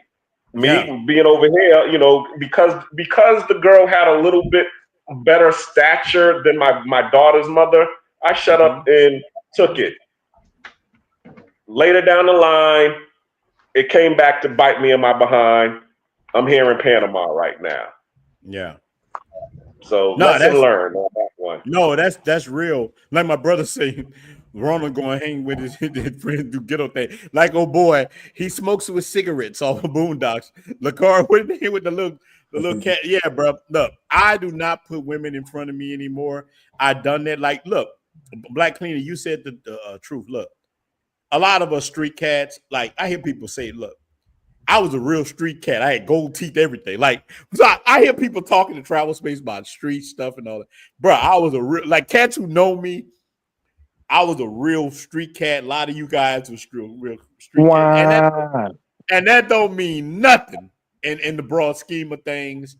But we got insight from that. And I felt like one thing that the streets will teach you, how women love street cats, street dudes put their own purpose first. When I lost everything is when I took the things that I learned from the streets and my uncles and all that and put it to the side, and I went to church and I started being like something I wasn't. Not saying like you got people who are church guys and that work for them, but I wasn't a church guy. I put on a mask, and the women who I met weren't attracted to me no more. They like, Ninja, this ain't you. You ain't St. Paul, but I was trying to be like, you know what I'm saying? Now I understand it. Women looked at me. I was like the brother saying, so you was there. I love, let me tell you something what I did. A simp is somebody who know they doing wrong. Like I heard Kanye West say one of the simpingest things before, and I like Kanye West music. This brother said, after all the people were smashing Kim Kardashian, he said, but she's famous though, and that's why I'm with her. That was one of the most simpinish things I've ever heard him say. And a lot of dudes, when you put a woman or anybody else in front of your vision, man, I feel like you're simping. It could be a job. That's what happened to me. That's what made me give up my job. Look, I'm working on a job, bro. I spent all that time in Santo Domingo. A lot of you guys heard this thing. I went back and said how much time I got left. And a white man looked at me and told me, like, man, you just got back. Like, you can't go on vacation again. And let me tell you something. I heard Kuta Kente, drums beating in my head. I heard Roots, Elephant. like I had that Kuta Kente moment. Remember on Roots, that ninja hold that baby on top of his head. Behold, the only thing greater than yourself. Bro, I swear to God, I heard that joint. I'm gonna tell y'all something, bro. I heard that shit on my head. Like, the white man told me I couldn't take. And shout out to my white brothers, like a lot of watch me. But dude, I heard that root shit in my head. And dude told me, you just got back. You can't take a vacation. I'm like, shit. Bro, I quit. Just like that. And I ran off when keeping it wrong, when keeping it real goes wrong. That was it. But I swear to you guys like this. On the universe, God, whatever, I have never looked back, and I've never been broke at all. I never wanted for a freaking thing. All my goals are met. And look, I was going to work punching in faithful every damn week. Listen to these folks making me a slave. And Sarge, when I did that, I freed myself. I have never felt as good as I feel now. I walk around my balls hanging out. You want to deal with me? Motherfucker, I'm Aquaman. I jump in the river. Let me tell you something. I have never felt as good as I feel now. So when brothers talk to me, I say, hey, you don't want to talk to me. I'm crazy. I just walked off my job and everything because I believed in myself. But you might not be me. That's what I tell Cat. So I'm telling you guys, man, I walked off from a job because a man told me that I couldn't. Man told me, and I like the dude that told me, he wasn't no racist or nothing. He's a real white dude. He like, man, you just got back. He was telling me real stuff. He like, bro, you've been gone 2 weeks in Santo Domingo. You just got back. You need to go here and help us figure this out and do this. And I was like, nah, bro, I ain't the one. And that's how I felt. All that cooch I had, all that nice long hair. Look, all that booty wobbling. That was it. All that in Santo Domingo, I couldn't. And look, if I had been in Sosua, it would have been worse. That was look, that's why I give Gas State props. They go to Sosua. Sarge, if I was in Sosua, it would have been worse. That was in Santo Domingo. You better crash him, boy. Yeah, I would have crashed the hell out. Yeah. Yo, I just want to tell y'all brothers, man, I appreciate y'all. I'm out of here, man. Yeah, man, we gonna be getting off, man. I appreciate you, man. Look, you're welcome anytime, bro. All right, Ronan, Ty, Black Clean, and Marcus. Y'all be good, man. Bless Salute and why? Peace, bro. Yeah, shout out, man. Shout out, man. But I'm telling you, man, look, it would but you realize, listen, this one when you chopping up with the brothers, man, it's almost 4 hours we've been on here chopping up. That shit is ridiculous. Bro, you don't even realize how much we love talking to each other. Can y'all see that? That shit is crazy. Yeah, it's wild. Man, Ronan, I'm almost feeling like you, bro. Not to that extent, but I plan on leaving my job. I just got my CDLs about like 2 months ago, and I plan on leaving around October. But I'm like, I got too much vacation and sick time just to jump ship right now, and I just wasn't feeling it yesterday. I'm like, man, you can call in a 2-for-1, so you take 2 sick days, it's only call in as count as 1 call in, and I was just like, man, fuck this. And I just called in. I'm off right now. Yeah, bro, I feel you. That's how. Hey, bro, let me tell you. And this is real talk, bro. I had never been treated as good as I was treated in Dominican Republic. So brothers talk about all the other countries. I'm just talking about here. Dude, I felt like I was baptized. Like, I felt like a newborn baby. And brothers laugh at this stuff. So when I came here for the first time, bro, it wasn't just the women are just it's like a picture. We always talk about it's like a picture on the wall, whatever. It's like that sign Ronan in the back, right? Women were great. I ain't gonna lie to you, but it was actually a lot of other things. One of the nicest guys I met, he was a white guy from Scotland, right? And he was with a Haitian woman. He one of the first foreigners I met, and I was on the Melicone, and he told me, he said, man, this place is so awesome. He said, I never left here. This dude was in his 70s, Sarge. And so, on on the North Coast like this, we see a lot of white guys.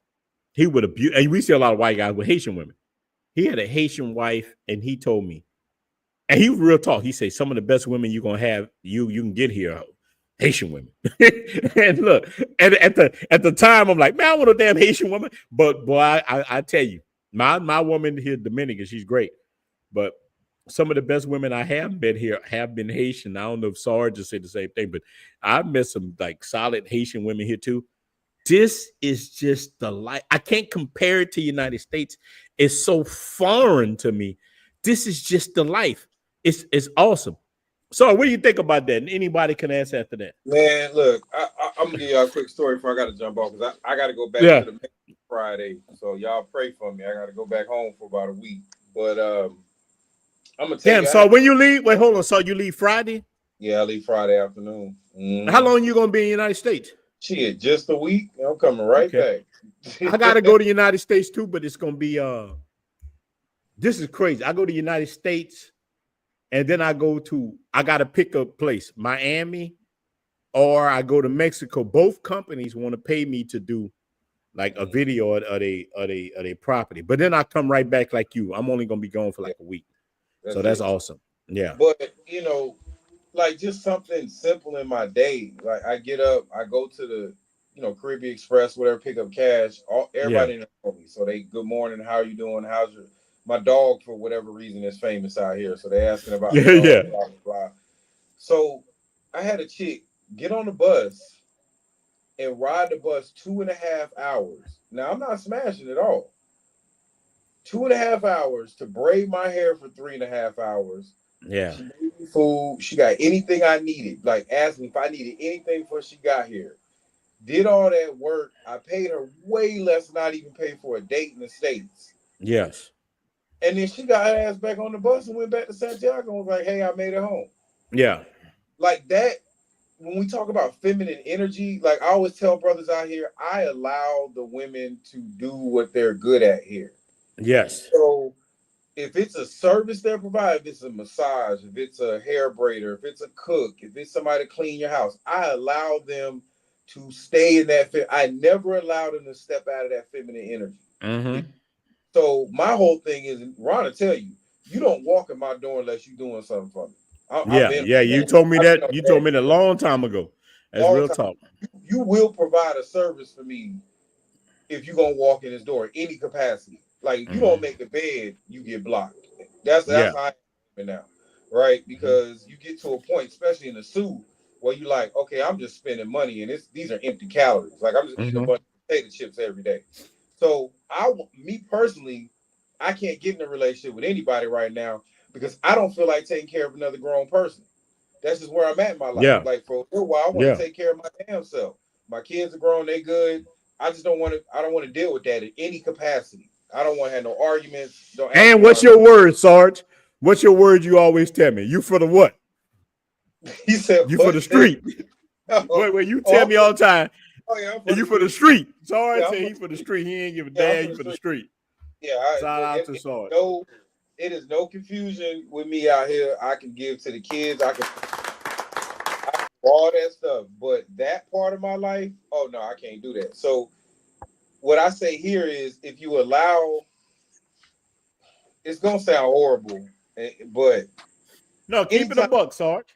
Anytime you take a wild animal out of their environment and you put them in an unfamiliar environment, they're gonna get fat, they're gonna get lazy, they're gonna feel entitled. No, that's true. If you go a lion, you feed them every day at 5 o'clock, that motherfucker gonna, excuse my language, he gonna want to eat. No, you good.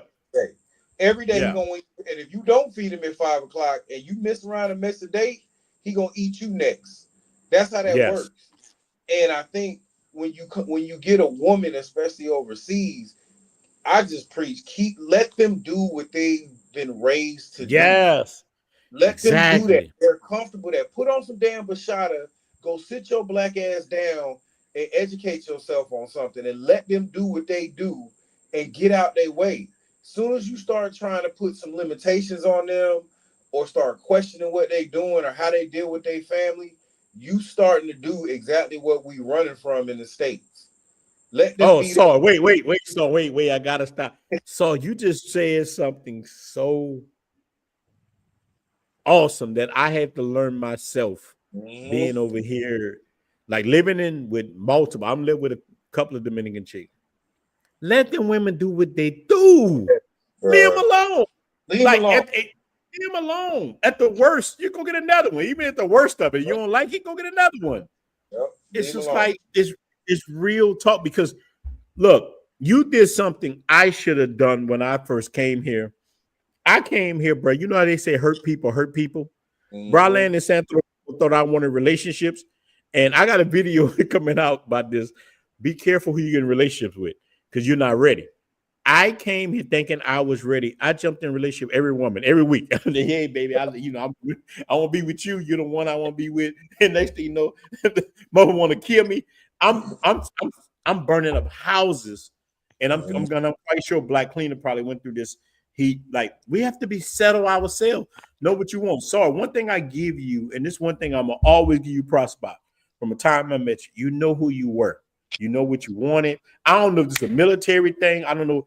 I myself, when I came here, I thought I knew what I was until I had to realize and look in the mirror, like, you know what?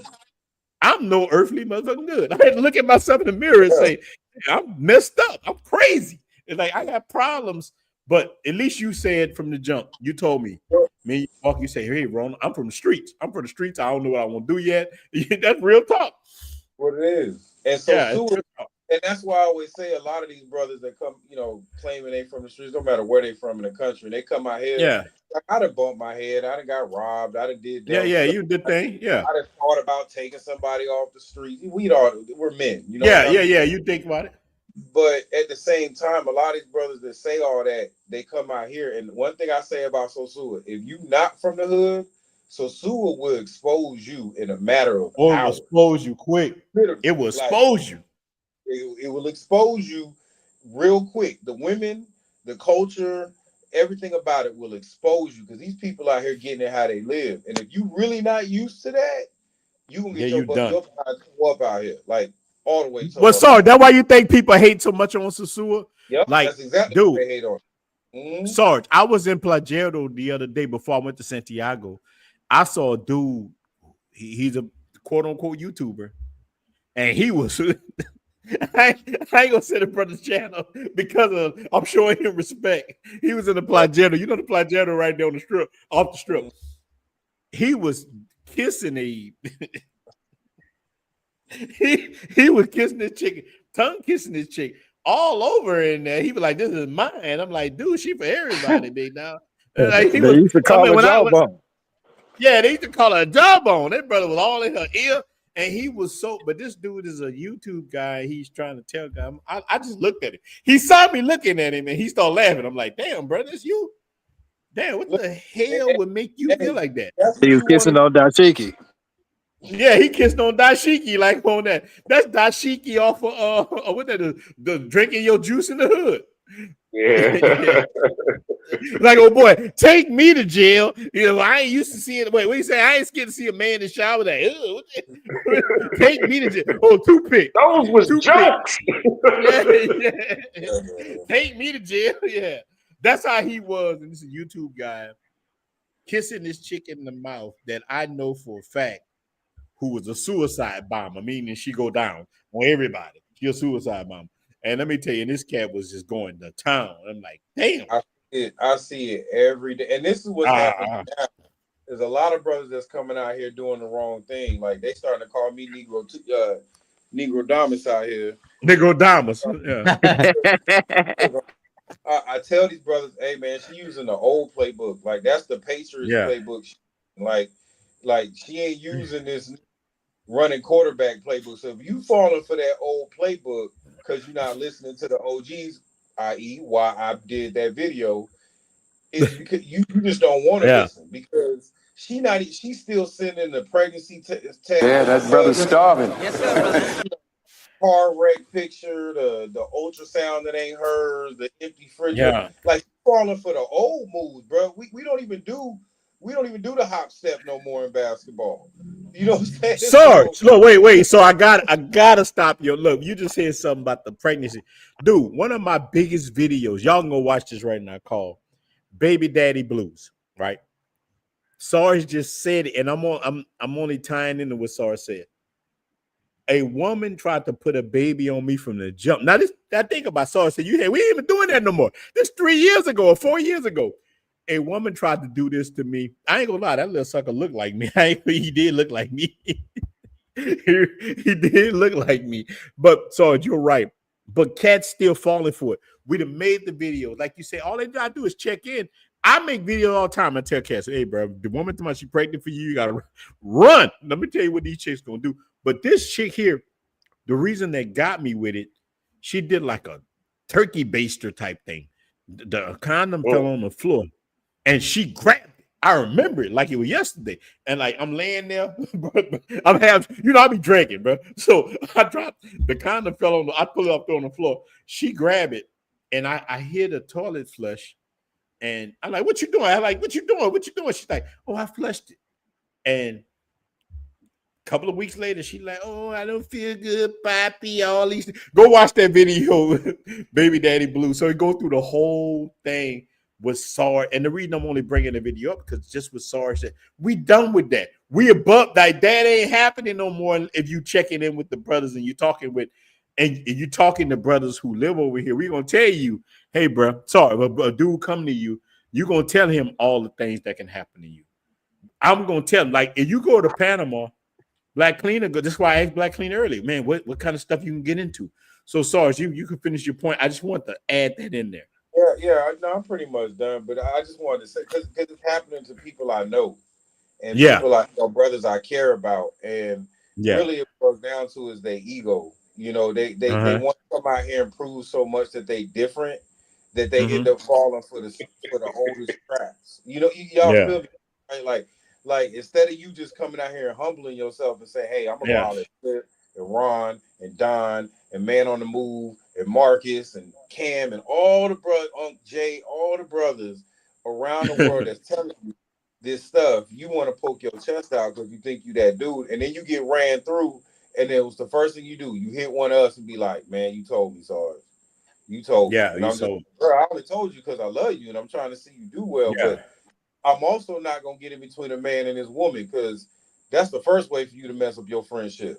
So exactly. I'm gonna say it, and then I'm gonna step back. I'm gonna let you bump your head like you a 3-year-old, and then you'll come back and be like, "Hey, can you put a Band-Aid on it?" I sure will. He ain't lying. You know what I'm saying? Now you know. So that's Sarge, what I got.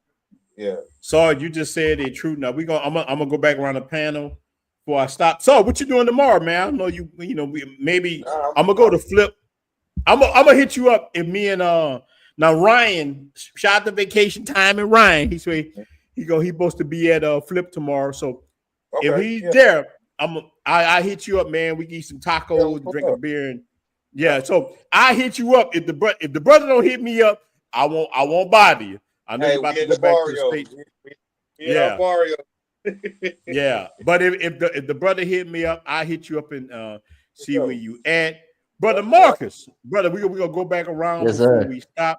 Brother Mark, I'm glad that you came on, brother. Glad that you're here. It means a lot that you was able to pop on. I know we had a lot of look. What the show was supposed to be, me, you, and we were chopping up. But look, we got many more shows. Like maybe I'm gonna jump on here. One brother just give me $50. Said, man, you better get on Saturday if I can. Look. I'm back. Donations. Hey, donations. Donations. Hey, brother. Gifts. I'm like, that's my Umar Johnson. Shout out to all you guys that have given me something. Look, we don't beg over here. I appreciate all you brothers that did come through. A lot of guys came through and donating. And let me say this before we even stop. Shout out to all you guys that's in the membership, man. I promise you, I'm about to drop that video on how to do the faceless YouTube channel with as far as the music goes. So many brothers reaching out to me, man. Everybody trying to get up the plantation, brothers trying to find their way. And look, here's the crazy thing about the travel space. I want to say the black travel space, or even the travel space itself, is small compared to everything else. Dude, that my YouTube channels, my other ones make way more money because you're dealing with a broader audience with everything with the music and all this stuff. It's more easier. Travel travel is like gossip almost to a certain degree. We come in with these channels, they come up a little while and they disappear, but music keep going. It grow, and it just keep going. It's evergreen. So my thing is to teach other people how to free themselves. And let me tell y'all guys, man, that I'm gonna give y'all a gem right here while we talking. That 1940s jazz, that old nasty stuff that we might not like, that stuff may bring in so much money. So I'm gonna have the video out this weekend. I recorded it last night. Let me tell you what happened, man. I got so mad. I recorded it. I stayed up last night late and recorded the video. There, it didn't have any sound because this wasn't even plugged. This is how the nigga be drinking. Let me tell y'all, brother. Sorry. This how much Ninja be drinking. Look, I record a whole video. This mug ain't plugged. I'm like, hey, I got serious. I recorded a 30-minute video on how to make a AI music channel. It wasn't even plugged up. Boy, that next day I was mad as hell. I'm like, dang. And my dog hit my Dominican Chihuahua. Like, I tried to tell you, Ninja, you don't listen to nothing I say. Because he was up, real talk. The Chihuahua was right here the whole time. He like,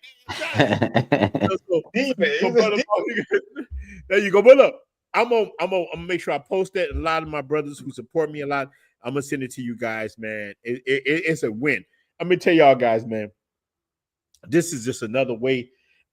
Sarge, I want you to see this way too, man. This is another way. I know you're balling, but boy, this is a whole nother way to make that bread.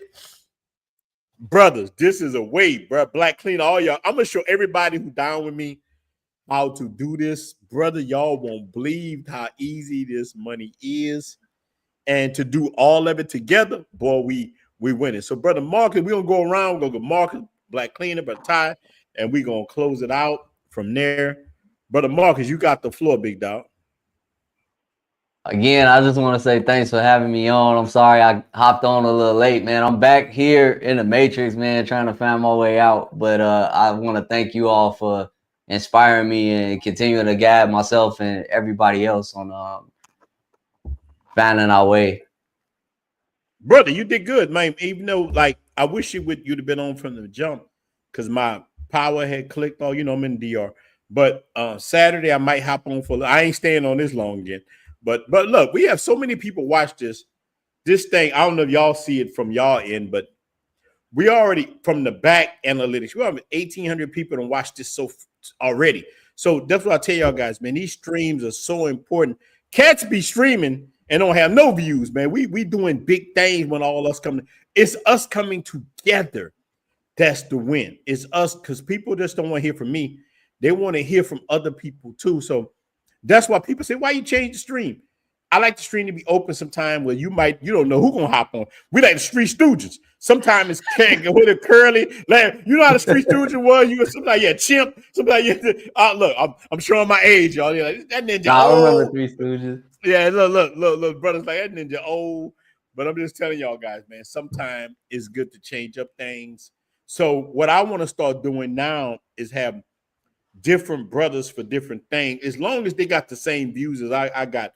Like, my thing is this: any brothers who are about men and the brotherhood, I'm with them. Any brothers who just trying to make money off people, I'm not with that. Look, I don't mind you getting paid off what you're trying to do. I'm okay with that. But I like brothers who trying to help brothers too with whatever they're trying to do. Help brothers to become better. And look, you're welcome to my platform. Now, if you're not about that, you do whatever you want, but I'm not going to put you on my platform. I'm only going to put people on my platform who love the brotherhood, who's trying to help other men do better. Now, if you're a person like that, I'm going to help you make your money. You ain't got to worry about that. I'm going to blast you out there. Like, I'm going to make sure you winning. But if you're just trying to get money off people and you ain't trying to help people, I don't want you on my platform. But if you're trying to help brothers, I got you. Black Cleaner. We going around the board before we get off, brother. Black Cleaner, bleed. Look, I'm gonna email you tomorrow because I'm gonna be coming to Panama. Are you in Panama right now, or when you gonna be back? Oh yeah, I'm in Panama right now. I'll be here till probably November. Yeah, most definitely November. Okay, brother. So I'm coming to link up with you. I'm definitely. I told you that before, but I'm coming there soon. Like I'm gonna shock you. Hey, brother, I'm in Panama. Now I ain't gonna make you. I ain't gonna do you like brothers do me and Sarge. Say, hey, brother, I'm coming to meet you, and they got some woman them got him. I ain't gonna do you like that. Don't worry about it. Don't worry about it, man. Because Panama is a totally different animal. You couldn't do it if you tried. I got you, brother. I ain't gonna do it like that, man. But what I do, because what you did ask me, and it just popped up, a warning. Because to be honest with you, I mean, in Latin America, a lot of the people, especially Afro Latinos, they're on a underground ecosystem. They're on a survival hustle day by day mentality. And I noticed when I went to go try to open a business yesterday, why? A lot of there are a lot of gatekeepers that will try to prevent the Afro Latinos from getting into the mainstream area to be able to make some real money and helping also develop with the infrastructure. And that just forces them down into the underground economy to where now they're only dealing with the tourist traps. They're only dealing with, hustling and trying to scam, tourists and stuff. I just want to give this story because I how he was saying, you fall for the old, Sarge was saying how you fall for the old tricks. I ended up getting robbed 2 weeks ago, 2.5 weeks ago. Not like, put your hands up. Yeah. I was at a club and in a wrong part of town, and I had to get to the club district, and I was trying to get an Uber, but none of the Ubers was coming to that area because it was like 1 o'clock in the morning. So I was forced to take a taxi. Now the taxi took me to the club district, and I gave him a $5 bill, and he told me my $5 bill was fake. And I was like, hold up, I just got this out the ATM. But I was like, all right, no problem. I got plenty of money. I gave him a 20. And then he was like, oh, well, I don't got no change for a 20. You're going to have to go get some change. I go to the AMPM. Now, luckily, I got some girls, up in the in Casco Viejo. Anytime I go out there, they see me, they show me love. So I go to the AMPM there and try to change the 20. And, they do the marker on it. And they're like, yo, this $20 fake. So the girl, I don't speak Spanish like that. So she translated. She's like, yeah, this is fake. She's like, where'd you get this money at? I was like, I don't know. Because, I just got it from the taxi driver, but all my money came out of the ATM. She's like, yo, don't you ever give taxi drivers in Panama dollars. Always give them the coins. Because a lot of these taxi drivers keep counterfeit money on them. And they'll switch the money and give you their fake money. So pretty much I got robbed for $25, huh? No, but I'm glad that you were on here to share. This is the realest stuff. This is what these channels about, because a lot of brothers going to be coming to Panama. You just said something deep. So you don't get these cab drivers money like that. They'll switch it up on you. Yeah, don't give them cash, because their dollars are in coins, so you can get $1 coins. So if it's $5, just give them $5 in coins. You'll find some like during the daytime that are honest, but as soon as night falls, that's when as they say, that's when the jungle comes out. That's when everybody's coming out to get you. So yeah, if you're gonna take a taxi, make sure you got some coins or mark your bills. So if they're like, yo, this is a fake bill, and you had it marked, you can like, that ain't my bill. You better give me my bill and show them how you marked it. Just stick with the Ubers. That's because that's what I do. I normally just stick with the Ubers anyway. So because that's coming off my card. But sometimes you're forced to take a taxi. But when you take a taxi, either have coins or mark your bills. Coins, man, you're saying something that's even foreign to me. I'm not used to coins. Like I ride like over here. Now look, Susu are different. Susu are different with for us. That goes, but in Santiago and Santo Domingo, I ride Uber all the time. I give them the PIN code or whatever. But in Susu ain't no Ubers like that or whatever. But I never saw the coins like that. I never dealt with that with the coins like you said. So I'm glad you on the stream. What you gonna say, Sarge? No, I was gonna say we don't use coins out here, and yeah, I never saw that. That's why I say it's weird. But he hear that. Yeah. Sarge, all my little change that I change stuff up, I give it to little kids over here. My change, I never. So Black Cleaner just give me some game. So that's why I love these things. Black Cleaner, you just give like it's coins. So there's a dollar coin over there. There's like $2 coins or whatever. Yeah, okay. Yeah, $1 coins. Yeah, $1 50-cent coins. Well, also, I mean, in Panama we use American dollars, so it's dollar for dollar here. But they do have their Panamanian, what they call the Bolivar, and the Bolivar is the coins. Okay, man, that's what's up. So I'm telling you, man, I'll be over. You think I'm joking? I'm about to pop up on you. You're like, man, Black Cleaner will be like, hey, bro, you sure you coming? I got look. I'll be like, Black Cleaner. I thought I was coming. I met up with this chica from Nicaragua. I ain't gonna do you like, but I'm telling you, man, I'm about to definitely come because especially if this company want me to come to Mexico. So I might come. I'll be in Mexico first and do this video, whatever, for the people. Then I'll stop in Panama, and then I'll come back to the Dominican Republic. Brother Ty, you got the floor before we get off, my brother. How you doing, big dog? I know Brother Ty is still there. I don't know. My bad, bro. Okay, Yeah, I was checking it, man. I messed around to exit. No, man, shout out to the brothers. I love this panel, man. It's like definitely just a breath of fresh air when I hear you brothers talk, man. I've been rocking for almost 2 years this December. My old head from the job put me on. I be in SD, man, 2 weeks from today, going down to see my little chica. You know, I generally take I was thinking about what y'all saying with the, how the women be holding back some of the sons, man. Soon as my ex, my BM, realized that I have company down there I kick it with who also have kids. It's in my son's like age range. She started tripping. Now last year it wasn't an issue, but now all of a sudden, no, I got to come down to meet these people. Hell no. So that's not gonna happen. But I'll be going dolo this time. I had told you I was going this time last year, and my son is crazy because he wants to go because he had fun. Every time I see the Google photo memories, he's always like, "When we going back to Santo Domingo?" Because that was his first official passport stamp. But I make my business, bro.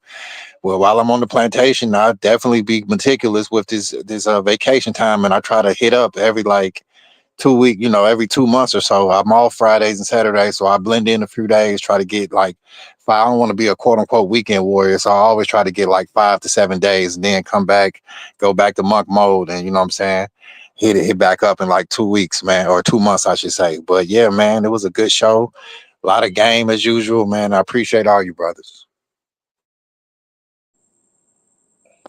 Hold on, bro. He did. She probably cussing his ass out. I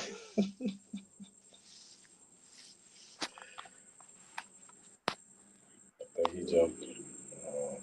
Ronan got that Church's Chicken wireless. Hey, bro. Oh yeah, I forgot he in the DR now.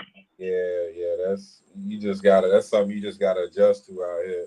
Or you get an inverter, you know what I'm saying, that will just run your Wi-Fi. So you can find that out here too. People think everybody either living in a tin roof or $1 million condo, but you can find something in between. There you go.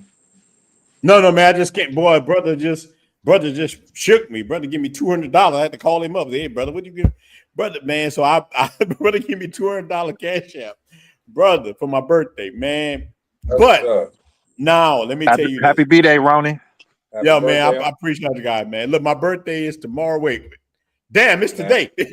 But look, so the brother did that. Now I did help him find his wife, so that's why the brother doing that. I did help him find his wife, but man, we're going to get off maybe Saturday. Maybe I hop back on. Sarge, if we on the strip tomorrow, man, I will holler at you, brother. Man, this was a good stream, man. Look, just us talking that fat man was 1,800 people watch. Like y'all probably can't see that yet, but in the back of the house, that's that fast, man. This to me, it's definitely powerful. I love to see men just having these discussions. And you know what's the crazy part? I never go into everything. I got a whole list that I wrote down. Sorry, look. I stopped doing that shit. Bro, I wrote down a whole list that I wanted to talk about.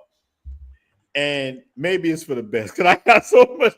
I'm gonna start having to do a after hours show some other because this stuff probably you know what, it might be God because this stuff it might not fly over because it's a little too raw about different things and all that. But you got to stay where you at. And look, this is the crazy part, bro. When I cut off and I let the music play, y'all ninjas don't get off, bro. Sorry, I be vibing out. Yeah, I be vibing because that's me. Look. I sit here, let me tell y'all something, bro.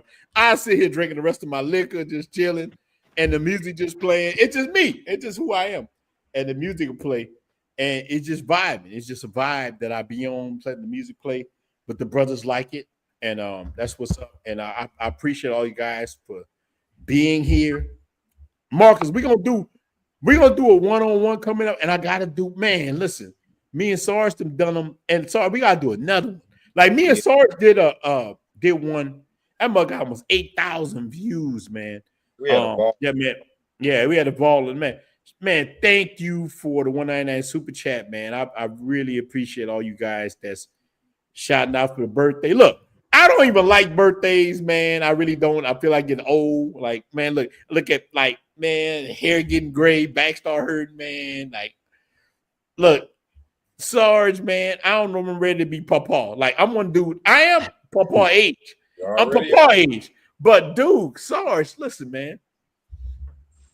So my daughter got married, man, and I'm like, dude, look, the brothers coming. Man, brothers, shout out, brother. Shout out, brother, with the $20 super chat, man. Happy birthday. I appreciate it. Man, look, that's why brothers can't tell me nothing about my community. Like, we ride hard, man. But, man, Sarge, like, I'm like, as we get older, you're in the 40s. Look, I'm still in my 40s, but I got 2 years left, boy. I'm being in my 50s. And shout out to my brothers in my 50s. Cause look, my grandfather, one of them just died at 100. My other one made 90. I got one grandpa 90, the other one died at 100. And you know what he told me? Look, this is my grandpa that was 100.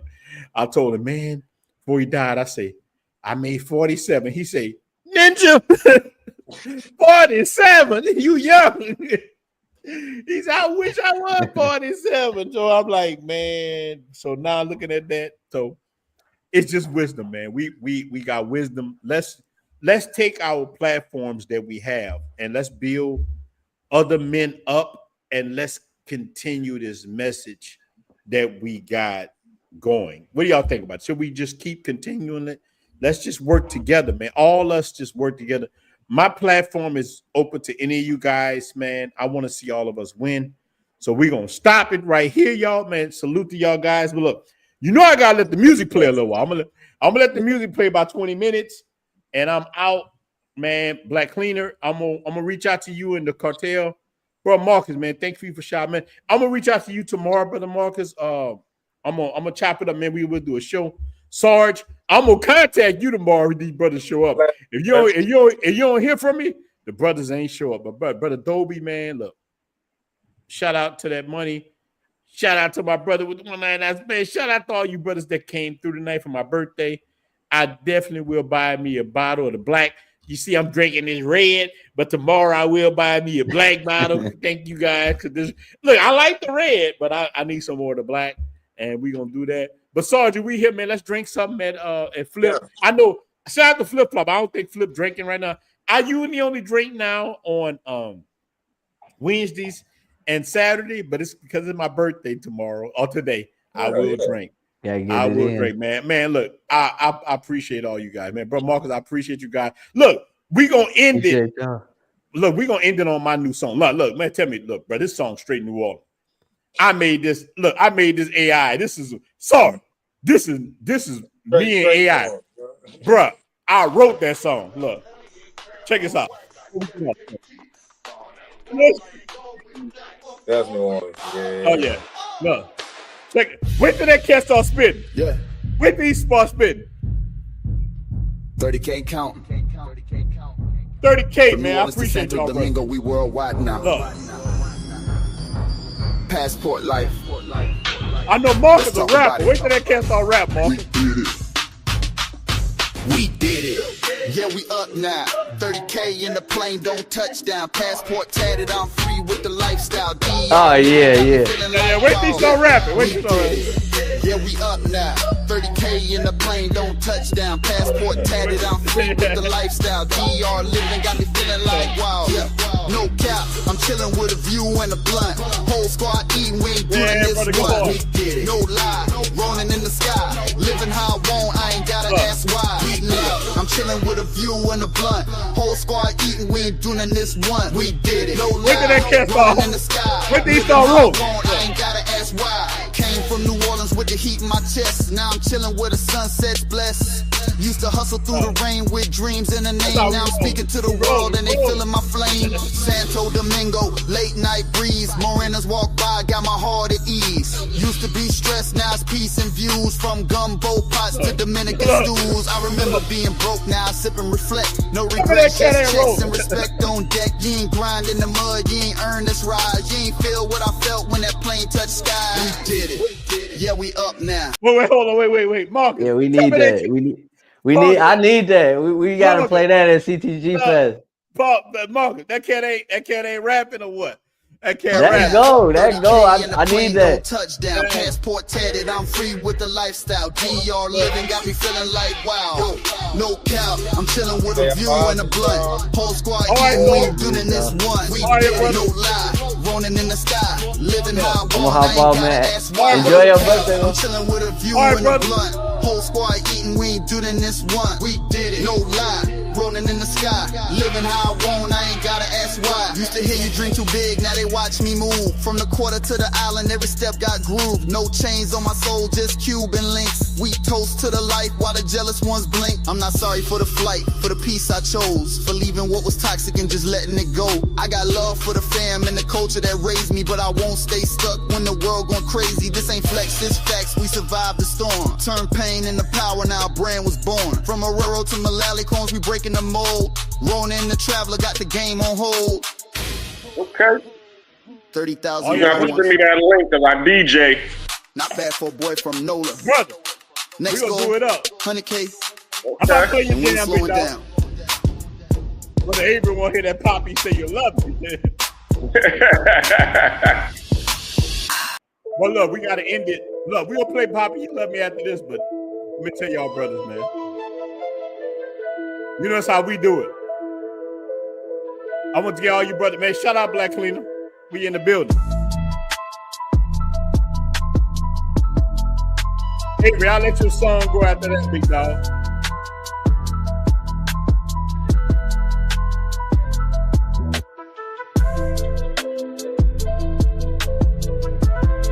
Shout out to you brothers, man.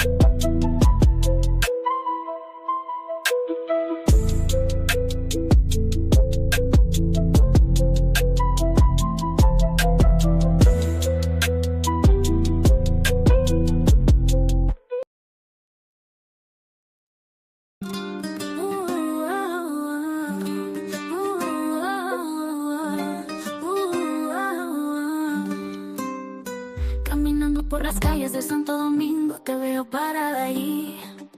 Con esos ojos que persisten, me cuentas historias de amor y sueños brillantes. Pero cada día es la misma pelea constante.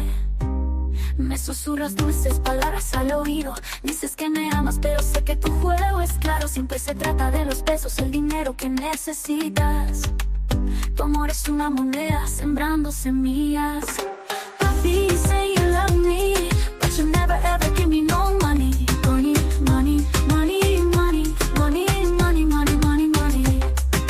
Papi, say you love me, but you never ever give me no money. Money, money, money, money, money, money, money, money, money.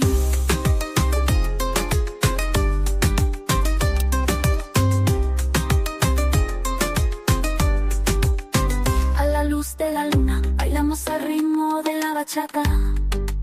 Tus manos en las mías, moviendo nuestros pies.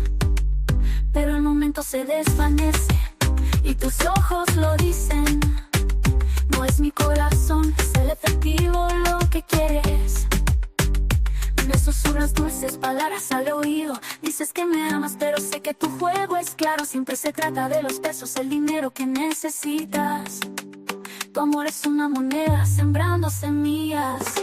Papi, you say you love me, but you never ever give me no money. Money, money, money, money, money, money, money, money, money. Papi, you say you love me, but you never ever give me no money. Money, money, money, money, money, money, money, money, money.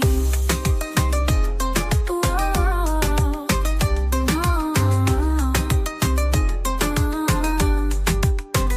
Te di mi corazón, mi alma, mi tiempo. Pero para ti el amor es solo un signo de pesos. Ahora veo a través del brillo y el encanto. No ser engañado, no caer en tu trampa. Oh. Papi, you say you love me, but you never ever give me no money. Money, money, money, money, money, money, money, money, money, money, money, money. Papi, you say you love me, but you never ever give me no money. Money, money, money, money, money, money, money, money, money. Así que aquí hasta que Dios me estoy alejando. No más juegos, no hay más que decir. Dices que te amas, pero es claro como el día. El amor sin dinero simplemente es... Yeah.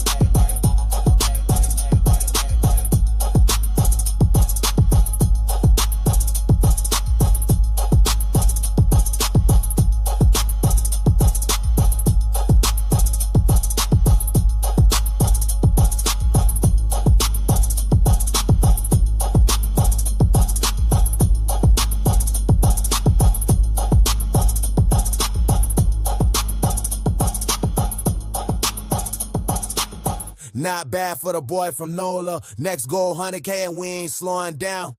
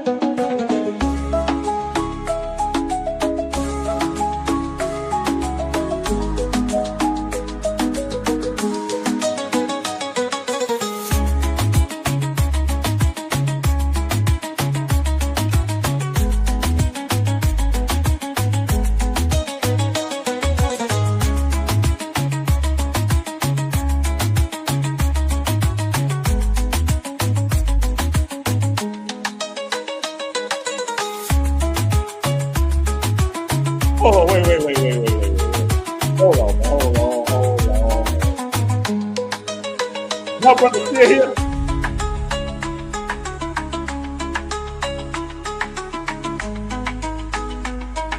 Look, man, y'all 82 of y'all brothers still. Come on, man. Listen, man. I want to say, man, thank you guys for the helping me get 30,000. Thank you guys for the birthday wishes, man. Like, we live such a wonderful life, man. We have such a, let me tell y'all, man, this passport life is a awesome thing. And it's because of you brothers, man. You guys are awesome, man. I'll tell anybody. The passport community, the real, like, there's other passport communities, but this one here, we ain't no joke, man. We ain't no. I know y'all were liking that Chico right there with walking around clapping, but that's all that we have here. We have so many situations like this. So let me say this before I get off. I just wanted to close with saying this: that any brothers that's listening to this now or that's will listen to this, Santiago is ridiculous. Santiago, Dominican Republic is full of women like you just saw me show. Dude, I was walking through that mall, the Agora Mall they just built here. Not the one in Santo Domingo, but Santiago. I have never in my life saw so many beautiful women, and like, they were cool as hell. I'm talking about the McDonald's, the KFC, everywhere. You dudes don't know. You don't have to waste your life dealing with these people in the United States who don't appreciate you. I don't care who you are. You need to come to Dominican Republic. or wherever it is you want to go. But boy, Santiago is the place. I feel so at home there. I'm about to buy a place here. I'm gonna buy a place there. You guys will be able to come meet up with me there. I'm telling you, it's going to be awesome. So, man, you guys, man, you don't know how good that we have it. We winning.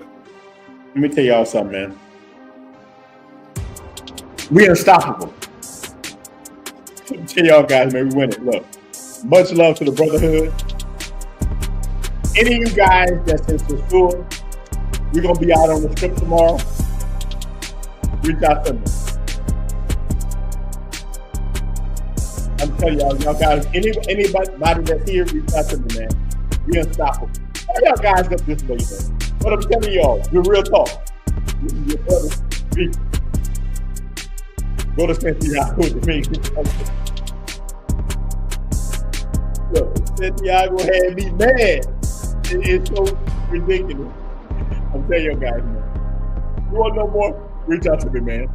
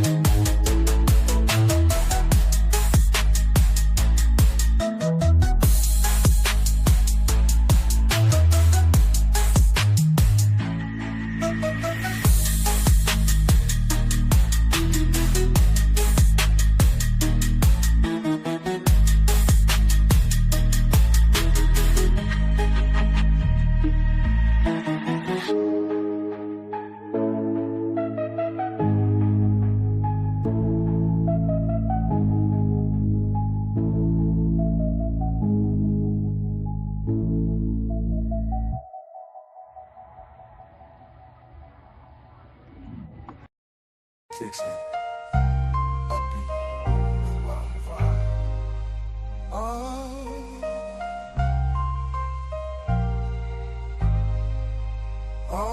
Need a passport, cartel, catch flights, not fears. Globe trotting heavy in heels and wheels, living lavish, loving love, in exotic seas, sipping life with a side of dreams. Jet set, let that luxury is our norm. Stamping passport storms, we just reform. First class seats to lands unknown, making every time zone feel like home. Champagne popping, world shopping never stop. From Tokyo Towers to Parisian rooftop. Love, international, no borders, just hearts. Passport cartel playing all the parts. Dates under the stars, different each night. Eiffel views, northern lights so bright. Language of love, fluent in all. From whispers and vanish to Rome's nightfall. Hand in hand across sands and seas, with the world at our feet, life's a breeze. But don't mistake, beneath these stars we roam. A wolf in each of us, fierce and alone. Loyal to the pack, wherever we stride. Passport cartel, we pride, we abide. Like wolves, we wander wild and free. Masters of our destiny, just let it be. Together yet alone, under moonlit skies. In the silence, alone wolves cry. The thrill of chase in every place. With every new face, life we embrace, embrace. We no place, life we embrace. We the passport cartel, catch flights, not fields. Globe trotting heavy in heels and wheels. Living lavish, loving large, in exotic seas. Sipping life inside a dream.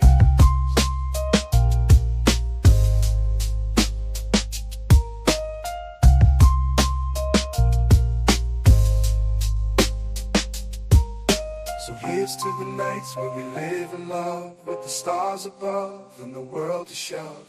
Passport cartel, forever we fly, chasing horizons where our dreams lie.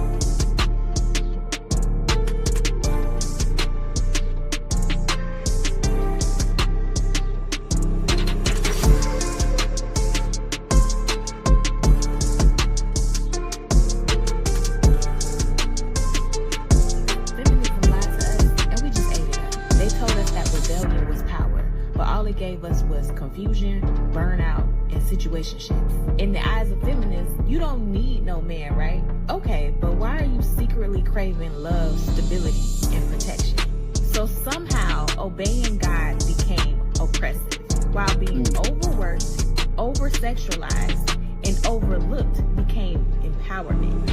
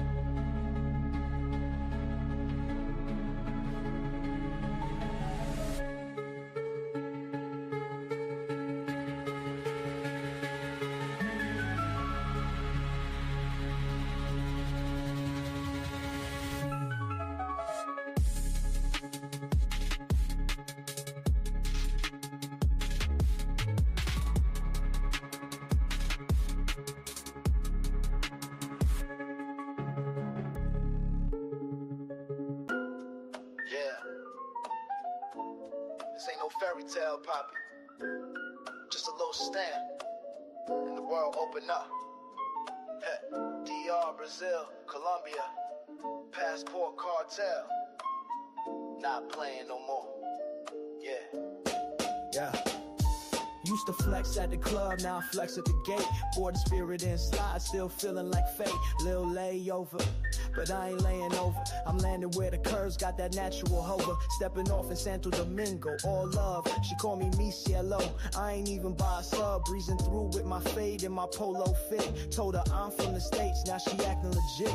But I ain't here just for tickles and shots. I'm here dodging drama, ran hikes and thoughts. Try love in the West, it came with fees. Now I'm grilling pescado, toes out in the breeze. The world is yours, just get that stamp, the world is yours. Don't fall for the trap, the world is yours. Dior to Rio, the world is yours. No cap, just go. Passports, passports, we packing it fast. Passports, passports, no looking back. Passports, passports, we packing it fast. Passports, passports, no looking back. She text me YB, I said living. Ain't ducking no love, just prefer it different. Brazil got beats, but Colombia got spice. And DR, that's wifey vibes in the rice. My ex mad quiet now, calling me toxic. But last week I was broke. Girl, stop it, now I'm lounging with a coconut, no debt. Watching kids play ball, not stressing a check. Met a chica who read Neruda at lunch, then danced on my lap with a mango punch. She said, why your face look like life is war? I said, in America, baby, it kinda was before. The world is yours, if you man enough to go. The world is yours, just say no to broke soul. The world is yours, streets are sand. The world is yours, no plan, still land. Passports, passports, this ain't no scam. Passports, passports, this real man. Passports, passports, this ain't no scam. Passports, passports, this real man. I ain't looking for Barbie, I'm looking for balance. She cooks, she laughs, she got emotional talent. No prenups, just sunsets and smiles. Making long distance love feel worth the miles. No flexing cash, just flexing peace. Finally feel rich when I'm walking these streets. So keep your apps and that American stress. I got mango lips and a C poppy text. The world is yours, but only if you move. The world is yours, get your passport dude. The world is yours, no more pain. The world is yours, hop that plane. Passports, passports, let's go again. Passports, passports, passports, passports, tell a friend. Passports, passports.